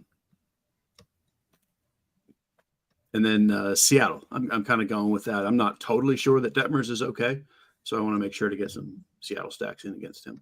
And my guy, Jared Kelenic, is back, so Seattle is probably going to be the best offense in baseball for the rest of the year. Right. Yeah. Noted. It is good to see him back. He's been gone a while. Yeah. Nathan says, hey, are the gutless Mets going to play a full game, or is there weather? It wasn't very clear. I'm sorry. I'm really not on my A game today. The Mets game, the game in New York, is going to be fine. There's a late start, but they're absolutely going to play that game. They're going to play it uninterrupted, and they're going to play 9 innings. That game will be fine. The New York game in Boston, which I guess is the Yankees that are in Boston, that game is scary because even though it's light rain now, there's a tarp on the field. And if they don't play now or soon, they might not play it tonight. So that's the game that I'm worried about. The game that's actually in New York, the Mets game, I think it's going to be fine. Matt says the sun is now shining in New York City, and yeah, it's clearing. Like it's clearing, and whatever that. Who's that NFL reporter that I was yelling at today? Schefter. Schefter's got to chill, man. He's got to chill with the severe weather, shelter in place. We're all gonna die. They're never even in the Meadowlands. Everything's fine in that game too. If you're worried about Monday Night Football, it's fine. Everything's fine. Okay. Steve says they just called it for a delay in the Yankees Red Sox. So that's a little interesting. I'm going to check out what the latest is. Maybe they tried to announce a start time. That would intrigue me to some degree. So let's go around the horn. Cheese, why don't you start us off with some catcher? I'm going to try and see what's going on in Boston here. Yeah. Yan Gomes is your chalk, and he's only like the 5th or 6th most expensive catcher. So he's kind of an obvious play. The only cheap guy that really kind of stood out was Austin Wells, but he's in that very sketchy Boston game, so I'm not playing him. If I need to go cheaper than Gomes, I'm doing Louis Camposano because, again, I do like the Padres. Will Smith, certainly interesting. Elias Diaz is interesting. We didn't mention the Rockies as a stack. I don't love them as a stack, but for kind of individual pieces here and there, they're fine-ish. But pretty much this position to me is Gomes, and then just play the guy in your stack. Very good. TJ? Yeah, very similar for me today. I'd want to throw maybe Cal Raleigh into the list of guys I like quite a bit, as well as William Contreras as a one-off. I'm not planning on stacking against Luzardo today, but I think Contreras to hit a home run today is a pretty good bet. And then if I need to full out punt, I forgot to mention them in the stack portion, but I do like the Mets quite a bit, and so I would probably be looking at somebody like Omar Narvaez. Okay, excellent. Andy's in the chat. Meansy's in the chat. I feel like he's going to troll me. How about first base, TJ? What are we doing there? Did he even do anything bad yet, or are you just like I just know it. I'm just my anxiety. Like I haven't had one of these days so far this year where I'm just totally overwhelmed and being crushed. Today's my first one this season, and I forgot how fun that is. TJ, what are we doing at first base? Yeah, just to be clear, Andy came in and said hi, and now and Kevin. That's some power to have over. Be like in a guy's head, man. Wow. That just confirms to me what I've been saying, that like Andy gives big disappointed dad energy, and that's why it's like he says hi Kevin, then all it is like, oh no, dad's home from work, I'm in trouble, I didn't do my chores, sweating profusely, hi, but like I'm about to get in so much trouble. It's going that's great. The vibes I'm getting from you right now. But first base today, two great spend up options: Freddie Freeman, Cody Bellinger. They're both very expensive, but they're both fantastic plays. If you need to save some salary, Brandon Belt, Patrick Wisdom, both of them in great spots today. My favorite for tournaments was Tristan Cassis, not going there now because of the weather. And so I'm going to make my favorite tournament guy today now in his place. It's Pete Alonso at 5,100 on DraftKings. He's just simply too cheap, and I think he's in a great spot. Okay, great. Cheese, your thoughts first? Yeah, as far as spend ups, like there's not a lot of places I can spend because of trying to get pitching. So, I mean, Bellinger, of course, is great, but like I don't have much Freeman, Alonso, Bellinger, Vlad. Like it's all just kind of pricey. Like Brandon Belt's kind of my go-to, and then cheaper than that even on DK. Montero for the Rockies. I'm even playing Sam Haggerty and Jonathan Aranda. Just like it's like if you can't spend all the way up, I'm totally fine just punting this position. Okay. On that note, I don't even think it's super. I probably wouldn't do this in the same lineup, but I don't think it's super crazy to, if you're not playing Glass now, to just do a full out punt with the $2,700 Alex Kirilloff. Okay, very good. How about second base, Cheese? On FanDuel, we have Chris Morel at second, along with Horner, and I think Morel is the better play. He'll be the way more popular play, but I do like him a lot, and using a Cubs second baseman on FanDuel is the pretty obvious best play if you can get there. DK wise, like Betts and Horner are crazy expensive, and I don't think Horner is one of the 5 best Cubs at that salary. Semien is also, and Altuve, like these guys are crazy expensive. So I think Brendan Rodgers makes more sense here. I have a lot of Kevin Biggio. I have Dylan Moore. And Matthew Batten. You're going to notice me just naming a bunch of random cheap people just because that's what I'm doing to spend up a pitcher. Yeah. Okay. TJ, your thoughts at second? Cheapos? Yeah. Christopher Morel, who Dean just said is an official Dean Dong, which he always makes fun of me for not going out on a limb, and he picked a guy leading off in Coors Field today on the highest total on the slate. Come on. Can't pick that guy. I mean, I don't know how that can be a Dean Dong today. But how many likes are we from Spidey Bomb number 1? 16 likes from Spidey Bomb number 1. It's Morel on FanDuel. Horner, I like the play as well, but he's just pretty expensive and he's kind of tough to get to. And so that'd be probably one of the guys that I would keep out of my Cub stacks and go to somebody like a Brendan Rodgers in Coors. I talked about, I don't mind some of these cheap Mets against Glass now if you're not playing him. So like Edouard Julien, But I really like Kevin Biggio. If you need to save salary, he's probably like one of my favorite options. It's a pretty gross position because we have great plays up top, but no money to spend for them. And then we got not great plays down low, but we need to save salary. So it kind of is what it is on that one. I make sure you play Morel at second on FanDuel. And then on DraftKings, I'm probably looking to save salary. Okay, very good. Hit us with a few likes, guys. It's free content. 2 of the sharpest minds in the biz and 1 completely rattled meteorologist. Oh, Andy was just talking to a different Kevin in chat. That's silly of me to assume he was saying hi to me. How foolish. That would have been the odds. All right, I think we're at third base here. TJ, what are your thoughts? Morel, you can play here on DraftKings. He's a fantastic play. Devers was in a good spot pre-weather, but I really like Max Muncy as well. He's nice and cheap. So we're kind of projecting on DraftKings to get a huge ownership discount on Muncy from Christopher Morel, and even that's the case on FanDuel as well. But on FanDuel, you can just play both. Muncy is one of my favorite plays on the slate per what we're projecting for ownership. I kind of have to assume it's going to be a little bit higher than that. But he's kind of by far my favorite non-Coors player at this position on the slate. And then outside of him, like Biggio, you can also play at third, who I mentioned. Brett Beatty, I don't hate the idea of doing, but it's not that strong of a position, and that's why I'm so keen to just play somebody like Morel or Muncy. Okay, great. Cheese, your thoughts at third? Yeah, I like to spend up here more than the other positions so far. I mean, it does lose a little. Like, I'm not playing Devers now, lose a little, but I still like Machado a lot. I like Jose Ramirez a lot, and I like Max Muncy a lot. That little trio, unless you want to play Morel.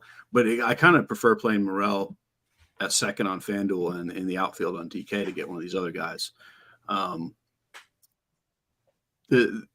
of the punts are also third base eligible. Like both Biggio and Batten are third base on DK.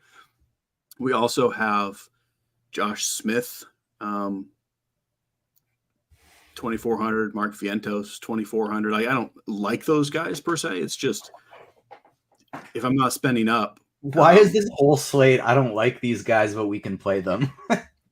Yeah, because of those great. pitchers. Yeah, it's really just what the pitchers are. Yeah. Okay, then take me to shortstop. Jeez. If I can make it fit, I'm going to play Corey Seager ahead of Swanson. But Swanson being fairly considerably cheaper, like he is the more logical play.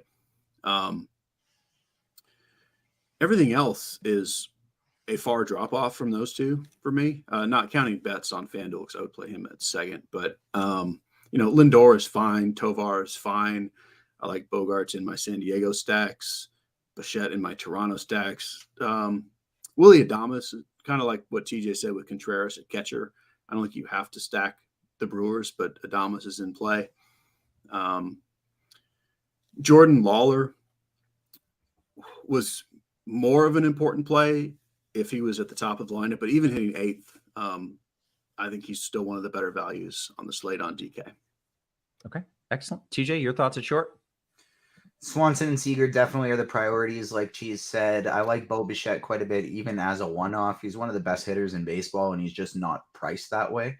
But if you can't get up there, I probably see myself hanging out mostly in this Willie Adames, Jeremy Pena range, just because these are two good batters in a good lineup spot, and you don't have to break the bank to get to them. So I like both Pena and Willie Adames quite a bit. Okay, take me to the outfield. TJ, what are we doing there? 2 legs away from Spidey Bomb number 1 and I'm hitting 2. you with the like. I'm gonna dish both of them out at 150 because we got a choppers knockers situation where 2 guys back to back in a batting order are both going to be Spidey Bombs, and so we're going to unleash them both at the same time. Let's see, are we there yet? I assume that was enough. Yeah, we did it. Good job, everybody. Spidey Bomb number 1, Pete Alonso plus 360 on FanDuel. I like the Mets today quite a bit in tournaments, and Spidey Bomb number 2 is one of my favorite salary savers on the slate in the same lineup, batting right after him, DJ Stewart. You can get him for plus 450 over on DraftKings. I don't believe he's on FanDuel for some reason, but Alonso, best odds are FanDuel. Stewart, best odds are DraftKings. I think they're hitting back-to-back dingers today. Okay, very good. And Cheese, did I hear you say I like it? Yeah, DJ Stewart, one of my favorite salary savers on DK. There's a lot of outfielders. Obviously, I think Suzuki is probably the chalk, and pretty good chalk. I mean, I like him a lot. I guess just because of the way the slate shakes out, the expensive guys like Tatis and Soto, Alvarez and Tucker, Betts, Judge, if you're playing guys in that game, kind of go a little under-owned. I mean, they're not like sneaky, but I think the slightly cheaper Cubs like Suzuki and Happ will just take up a little more ownership. So I do like trying to spend up at one spot there. On FanDuel, Teoscar Hernandez and Brandon Nimmo, two of my favorites, like just above 3K. Like they're very easy to fit in any lineup. And then the cheap nonsense on DK, kind of like at every position, like I'm just playing random people because they have names and an arm or two and some legs. Evan Carter, Sam Haggerty, Tyrone Taylor, Trent Grisham, filtering those guys in where I need to. A little bit more expensive, but I think throw in Mike Yastrzemski to that group, James Outman, Dalton Varsho, and then that's pretty much the Lourdes Gurriel, then that's pretty much the extent of my entire pool here as well. Okay, excellent. We have about 15 minutes here until first pitch. Oh, it's 2 minutes late. We have about 17 damn minutes until first So you got to pitch. sing that Canadian national anthem. Yeah, we got time. Which actually TJ is going to do for us at 5 after, and then we'll go into long. There'll be the full 2 minutes. Yeah. Good. Yeah. I do know the first two words of "O Canada." I'm proud to say that I do know the first two words. Okay, real quick weather update, and then I want to get some home run calls, and then I want some. We'll take some QQs as well. Had a few people asking, "Hey, what's the deal with the weather in New York?" That would be the Mets game. I think it's going to be fine. They've announced a late start. Everything's already clearing. It will continue clearing. That game and Monday Night Football are both fine, despite what you may have heard from Adam Schefter on Twitter. It's going to be fine. It's going to be okay. Whereas the game in Boston, they've announced a late start, and right now is as good as it gets until 11 o'clock tonight. And I mean that sincerely. It's like if they're not playing it now, they're going to be playing till 2 a.m. Like those are your options. Play it now in some rain, postpone it, or play till well after midnight. And so I think it's a pretty good shot that they end up postponing it. Apparently they brought on a meteorologist on the broadcast. Steve Jones is watching, and the meteorologist provided, quote, absolutely no usable info, which I understand. Sometimes I do that too. I understand that. It happens. All right, let's do some home run calls. Cheese, you want to lead us off? I do. I mean, I was going to give you DJ Stewart, but since we already had that one, let's go with Teoscar Hernandez and Manny Machado. Okay. TJ, it's "Oh Canada, my home and native land. Oh Canada, on you something I stand." Something like that. First It's pretty good. First line was good. Yeah, and then after "Oh Canada, our home and native land," it went downhill. Okay, that's just what I've gathered from a few hockey games. All right, TJ, you got some home run picks for me? Yeah, so we got the two Mets ones, Pete Alonso, DJ Stewart. I want to throw in William Contreras, catcher for Milwaukee. You can get him for plus 600 on FanDuel, Spidey Bomb number 3. And I want 175 likes before I even think about giving a fourth one. Okay. All right. 175 likes. That's easy. That's, That's for him to consider it. To consider it. He may not give you it at that point. 200, you'll definitely get it, but 175, he'll consider it. That leaves us with about 15 minutes for some QQs. Let's dive into it. Pulling up the RotoGrinders Discord. By the way, if you're not hanging out in the RotoGrinders Discord, you should be. It is literally where the party's at these days. That's where all the folks are hanging out, all the RotoGrinders experts, whether you're talking DFS or sports betting, you can find us there in the RotoGrinders Discord. We may need another home run pick from Cheese because Hernandez and Machado were both Dean's dongs. Really, I want Chris Morel too. Honestly, yeah. All right. All right, jumping in the live stream chat Discord here, and we'll see if we got some QQs scrolling on down. Let's go to a bunch of people asking for weather updates. I think I've checked those off. Here we go. FanDuel Cash in the Util Cheese, Jock Jams or Wade?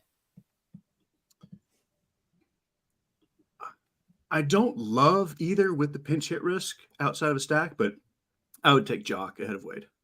Okay, great. Mason Miller expected to be limited to 50 pitches. Who was that? The Oakland pitcher. So that means we're getting 6 innings of terrible Oakland bullpen for Houston. Okay, noted.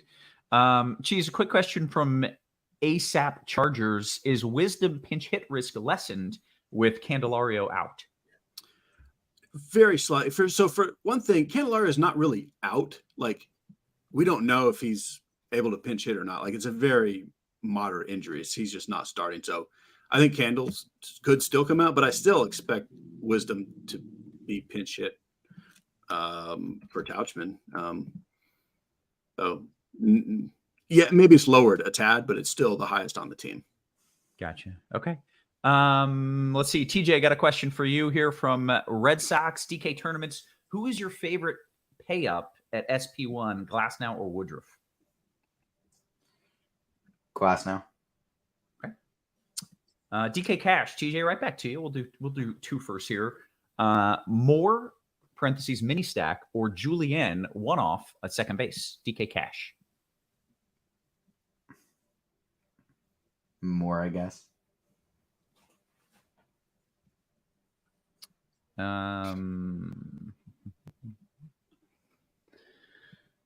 David says, Roth, what are the chances that light rain and a pocket from Hartford to Providence lets Fenway play for 5 innings, allowing for 9/11 ceremonies and a rivalry game?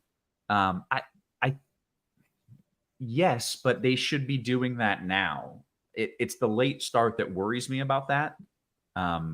Yes, but they need to be playing right now. And the fact that they haven't announced a start time makes me think they're not going to play soon. And if you wait longer, the heavy stuff is just going to move in. So unless we hear of a start time like now, I don't know how they're going to do it except play at midnight. Those are the options. DK Cash Cheese, this one's for you from 4Score in the RotoGrinders Discord. Best DK Cash outfielder under 3,300. Cash under 33. Let me scroll on that. If it's it's probably Stewart. Yes. What was that? I think if you include 33, it's probably Yaz. Okay, and if not, she's Stewart. Probably Stewart. Yeah. Yeah. Okay. Very good. Someone just said, the Mets. Is the Mets game going to play? Yeah, the Mets game is fine. The game in New York is fine. The game in Boston is the concerning one. FanDuel Cash 3v3. TJ, this is for you here. Valdez, Moore, and Boba Fett, or Gilbert, Muncy, Pena? Gilbert, Muncy, Pena. Great. DK Cash Cheese. Tom needs your 2 favorite pitchers in DK Cash. I think you definitely spend up Gilbert for sure. And then as salary allows, I would try to get Glasnow, and then I would try to get Woodruff, but I would be fine with Valdez if that's where you land. Okay, great. Jeff says, hey, Cheese, I just got here. I'm seeing Chris Bryant. Hello. Cheap Welcome. On Fan. Hello, welcome. Welcome, Jeff. Thank you for joining. I'm sorry. I'm having literally my worst day of the season. Jeff says, hey, just got here. I'm seeing Chris Bryant for cheap on FanDuel. Is he a good play? I don't know. Sure. I don't love playing a guy who's been out this long and plays for the Rockies, but yeah, I mean, he is too cheap for who he is. I think he's fine. Okay, great. TJ Detmers or Quintana from Boss Bra. Detmers. Okay. How much do we like a Toronto stack tonight on FanDuel? TJ, I'm going to give that to you as you live only 3,000 miles from Toronto. Yeah. Yeah. I don't mind Toronto. I like them, I think, more as a mini stack than a full stack. Something like a Belt, Bichette, and then maybe Biggio. I like that more than a full stack today, I think, but I don't mind them. Okay, great. Depending on how things went at the border, if I raced TJ to Toronto, I think I would beat him if they just kind of let me in. Yeah, it's possible. It'd be close. Yeah. Marshall says, geez, is Matthew Batten okay as a last piece on DK? Also, Meansy had mentioned earlier he was disappointed in your lack of Batten puns because it is it too easy? It's too low hanging? I mean, it's there. It's right there, you know. I wonder where Matthew will be batting in the lineup tonight. I know Meansy's the only one who's still reading the musings at that point in the article, so I should have put in there for him. I do think he's very much okay. Like, you need some punts, and he's one of the punts on my list. Yeah. Great. Okay. Cheese, this one from Snowfighter. Better play at first base, the polar bear or Belly? DKGPP. Belly. Okay, great. Jumping back into the YouTube chat. Make sure you hit us with the thumbs up. TJ, are we close to 175 where you consider your next one? We're at 163, so 12 away. I mean, I already hit my thumbs up. This is on you folks at home. We want another home run pick. Flying Armbar says TJ Profar versus Outman versus DJ Stewart. FanDuel last piece. Stewart, Outman, big gap. It's just Stewart or Outman, but I'd go Stewart. Okay, excellent. For Cheese, top 3 pitchers in a DK GPP. L21 says, I apologize, I missed the pitching portion. And Dave says your favorite 2 pitchers in a DK GPP, so that's perfect. You answer the 3, you will also answer the 2. That's how math works. I mean, the reason I'm mentioning all these cheap bats is because it's just about expensive pitchers. It's to name 3: Glasnow, Woodruff, Gilbert. Okay. Is it in that order, do you feel? Correct. Okay, great. Mike says, TJ, any interest in a deep Oakland stack with all the righties versus Valdez? Thank you.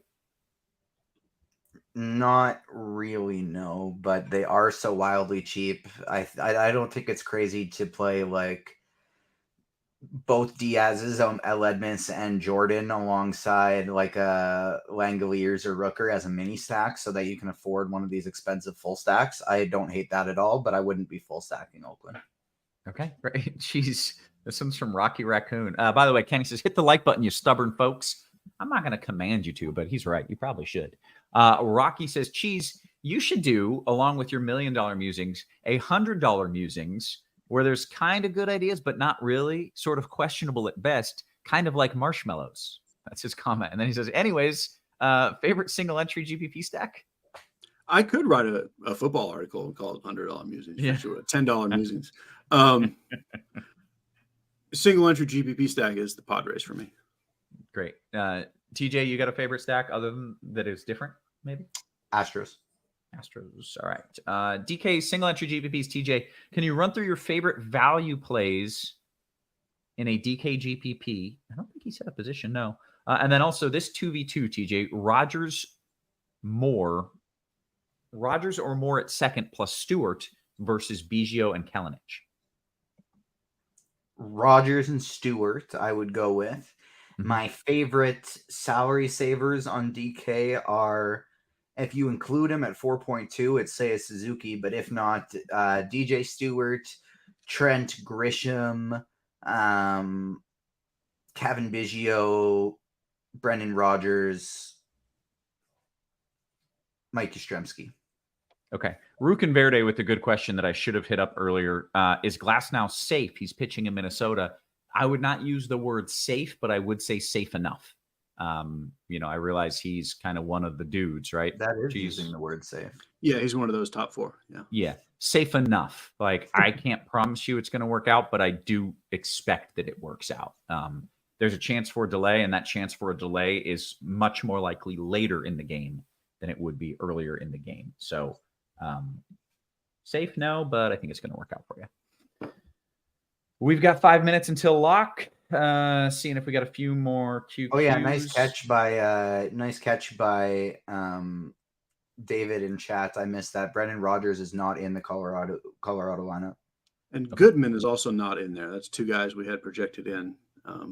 So, yeah, if you made some Colorado stacks, you might want to double check those. Very nice. All right. Jeff Windsor says, TJ, I need your help here. 2,900 on FanDuel in the outfield. This is a 5-man contest. I don't know what that means, but that's what it is. 2,900 or 11. I think that just means he's only competing against 4 other people, so he doesn't necessarily have to get different. Just wants the best play. I accidentally opened FanDuel NFL instead of FanDuel MLB.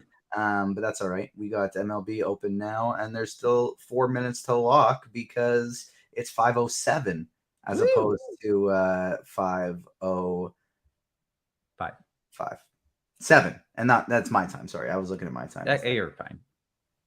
Let's go with, I guess, DJ Stewart. Okay, there you go. What else do we have? Scrolling down here.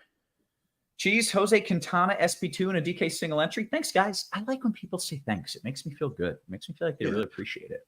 So, yeah, I think Quintana is right there with Detmers and Wicks as, like, if for some reason you can't afford to get up to Luzardo or higher, I think they're all pretty equally fine. So, yeah, it's okay. Okay, great. TJ, who do you prefer, Jets or Bills D tonight in a large field GPP? We got some football questions coming in. Be careful of the weather. I don't know if you saw Adam Schefter's tweet, but Ohtani is scratched. That's kind of a big deal. I don't know that's why like you keep it in there, but the early mini slate. That's not the. Oh, gotcha. No, that's who Gilbert plays. Oh, that's the Gilbert. Oh, I didn't know that upgrades Logan Gilbert. Yeah, I mean a decent amount. Dean says he called it. Yeah. Check the tape. I actually hadn't. I had just assumed Ohtani wasn't playing. So like that's what I did too. I genuinely didn't realize it. Yeah, like I saw it. I was like, why do we care if Ohtani's not playing? And I was like, I forgot about who Gilbert was playing. I just knew it was someone bad. Okay, so we all kind of theoretically that upgrades him. Like, who knows if Ohtani right now with the elbow injury and such is, and probably mentally checked out, is the Ohtani. Yeah, I probably would have rather him faced Ohtani anyway. Honestly, I don't. Yeah. But yeah, he's up. Okay. Chinatown says, have you complained about Canada for the 707 start? I didn't complain about Canada. In fact, I sang their national anthem. So I'll allow it. Me and Canada are on good terms. What else do we got? Meansy just pointing out that Rodgers is gutless. Gutless Rodgers. I feel like we've gotten most of the questions. Our folks are used to being done with their questions at 5 after. Now you've got these extra Canadian minutes that we got to build in, TJ. Well, while we're building them in, we got the NFL game starting in an hour and 15 minutes. And obviously we got Chop and Squirrel leading everybody up to lock until then. But I also have a Prize Picks article if anyone wants to do some DFS pick'em for tonight's Monday Night Football game. I'll drop it in the chat right now. Check that out before you tune into the pre-lock show with Squirrel and Chop. And let's win some money not only in baseball today, but football as well. Okay, very good. With that, we are at least close enough to the lock where I'm going to call it since we have taken all the QQs. So we're going to bounce. I'm going to do some weather updates here. Keep in mind, we got football. And you got to be signing up. Make sure you sign up for Scores and Odds as well. That's where I'm going to put my weather bets for football. So make sure you're checking that out. We are going to get on out of here. So for Cheese, for TJ, for our wonderful production crew. Oh, Trippy says no weather updates. Fine. In New York City, the game is going to be fine. Literally, it's not raining anymore. The game is fully fine. So whether you're talking football or baseball, the games are fine in New York. In Boston, the game is not fine. There's a late start. If they want to play and they don't play now, they're going to have to start at literally 11 p.m. And I'm not exaggerating. And maybe they'll do that, but that's pretty damn dicey. With that, we're going to bounce on out of here. So for Cheese, for TJ, for our wonderful production crew, always working hard behind the scenes, guys. We appreciate you. We love it. We will catch you tomorrow. You have been crushed.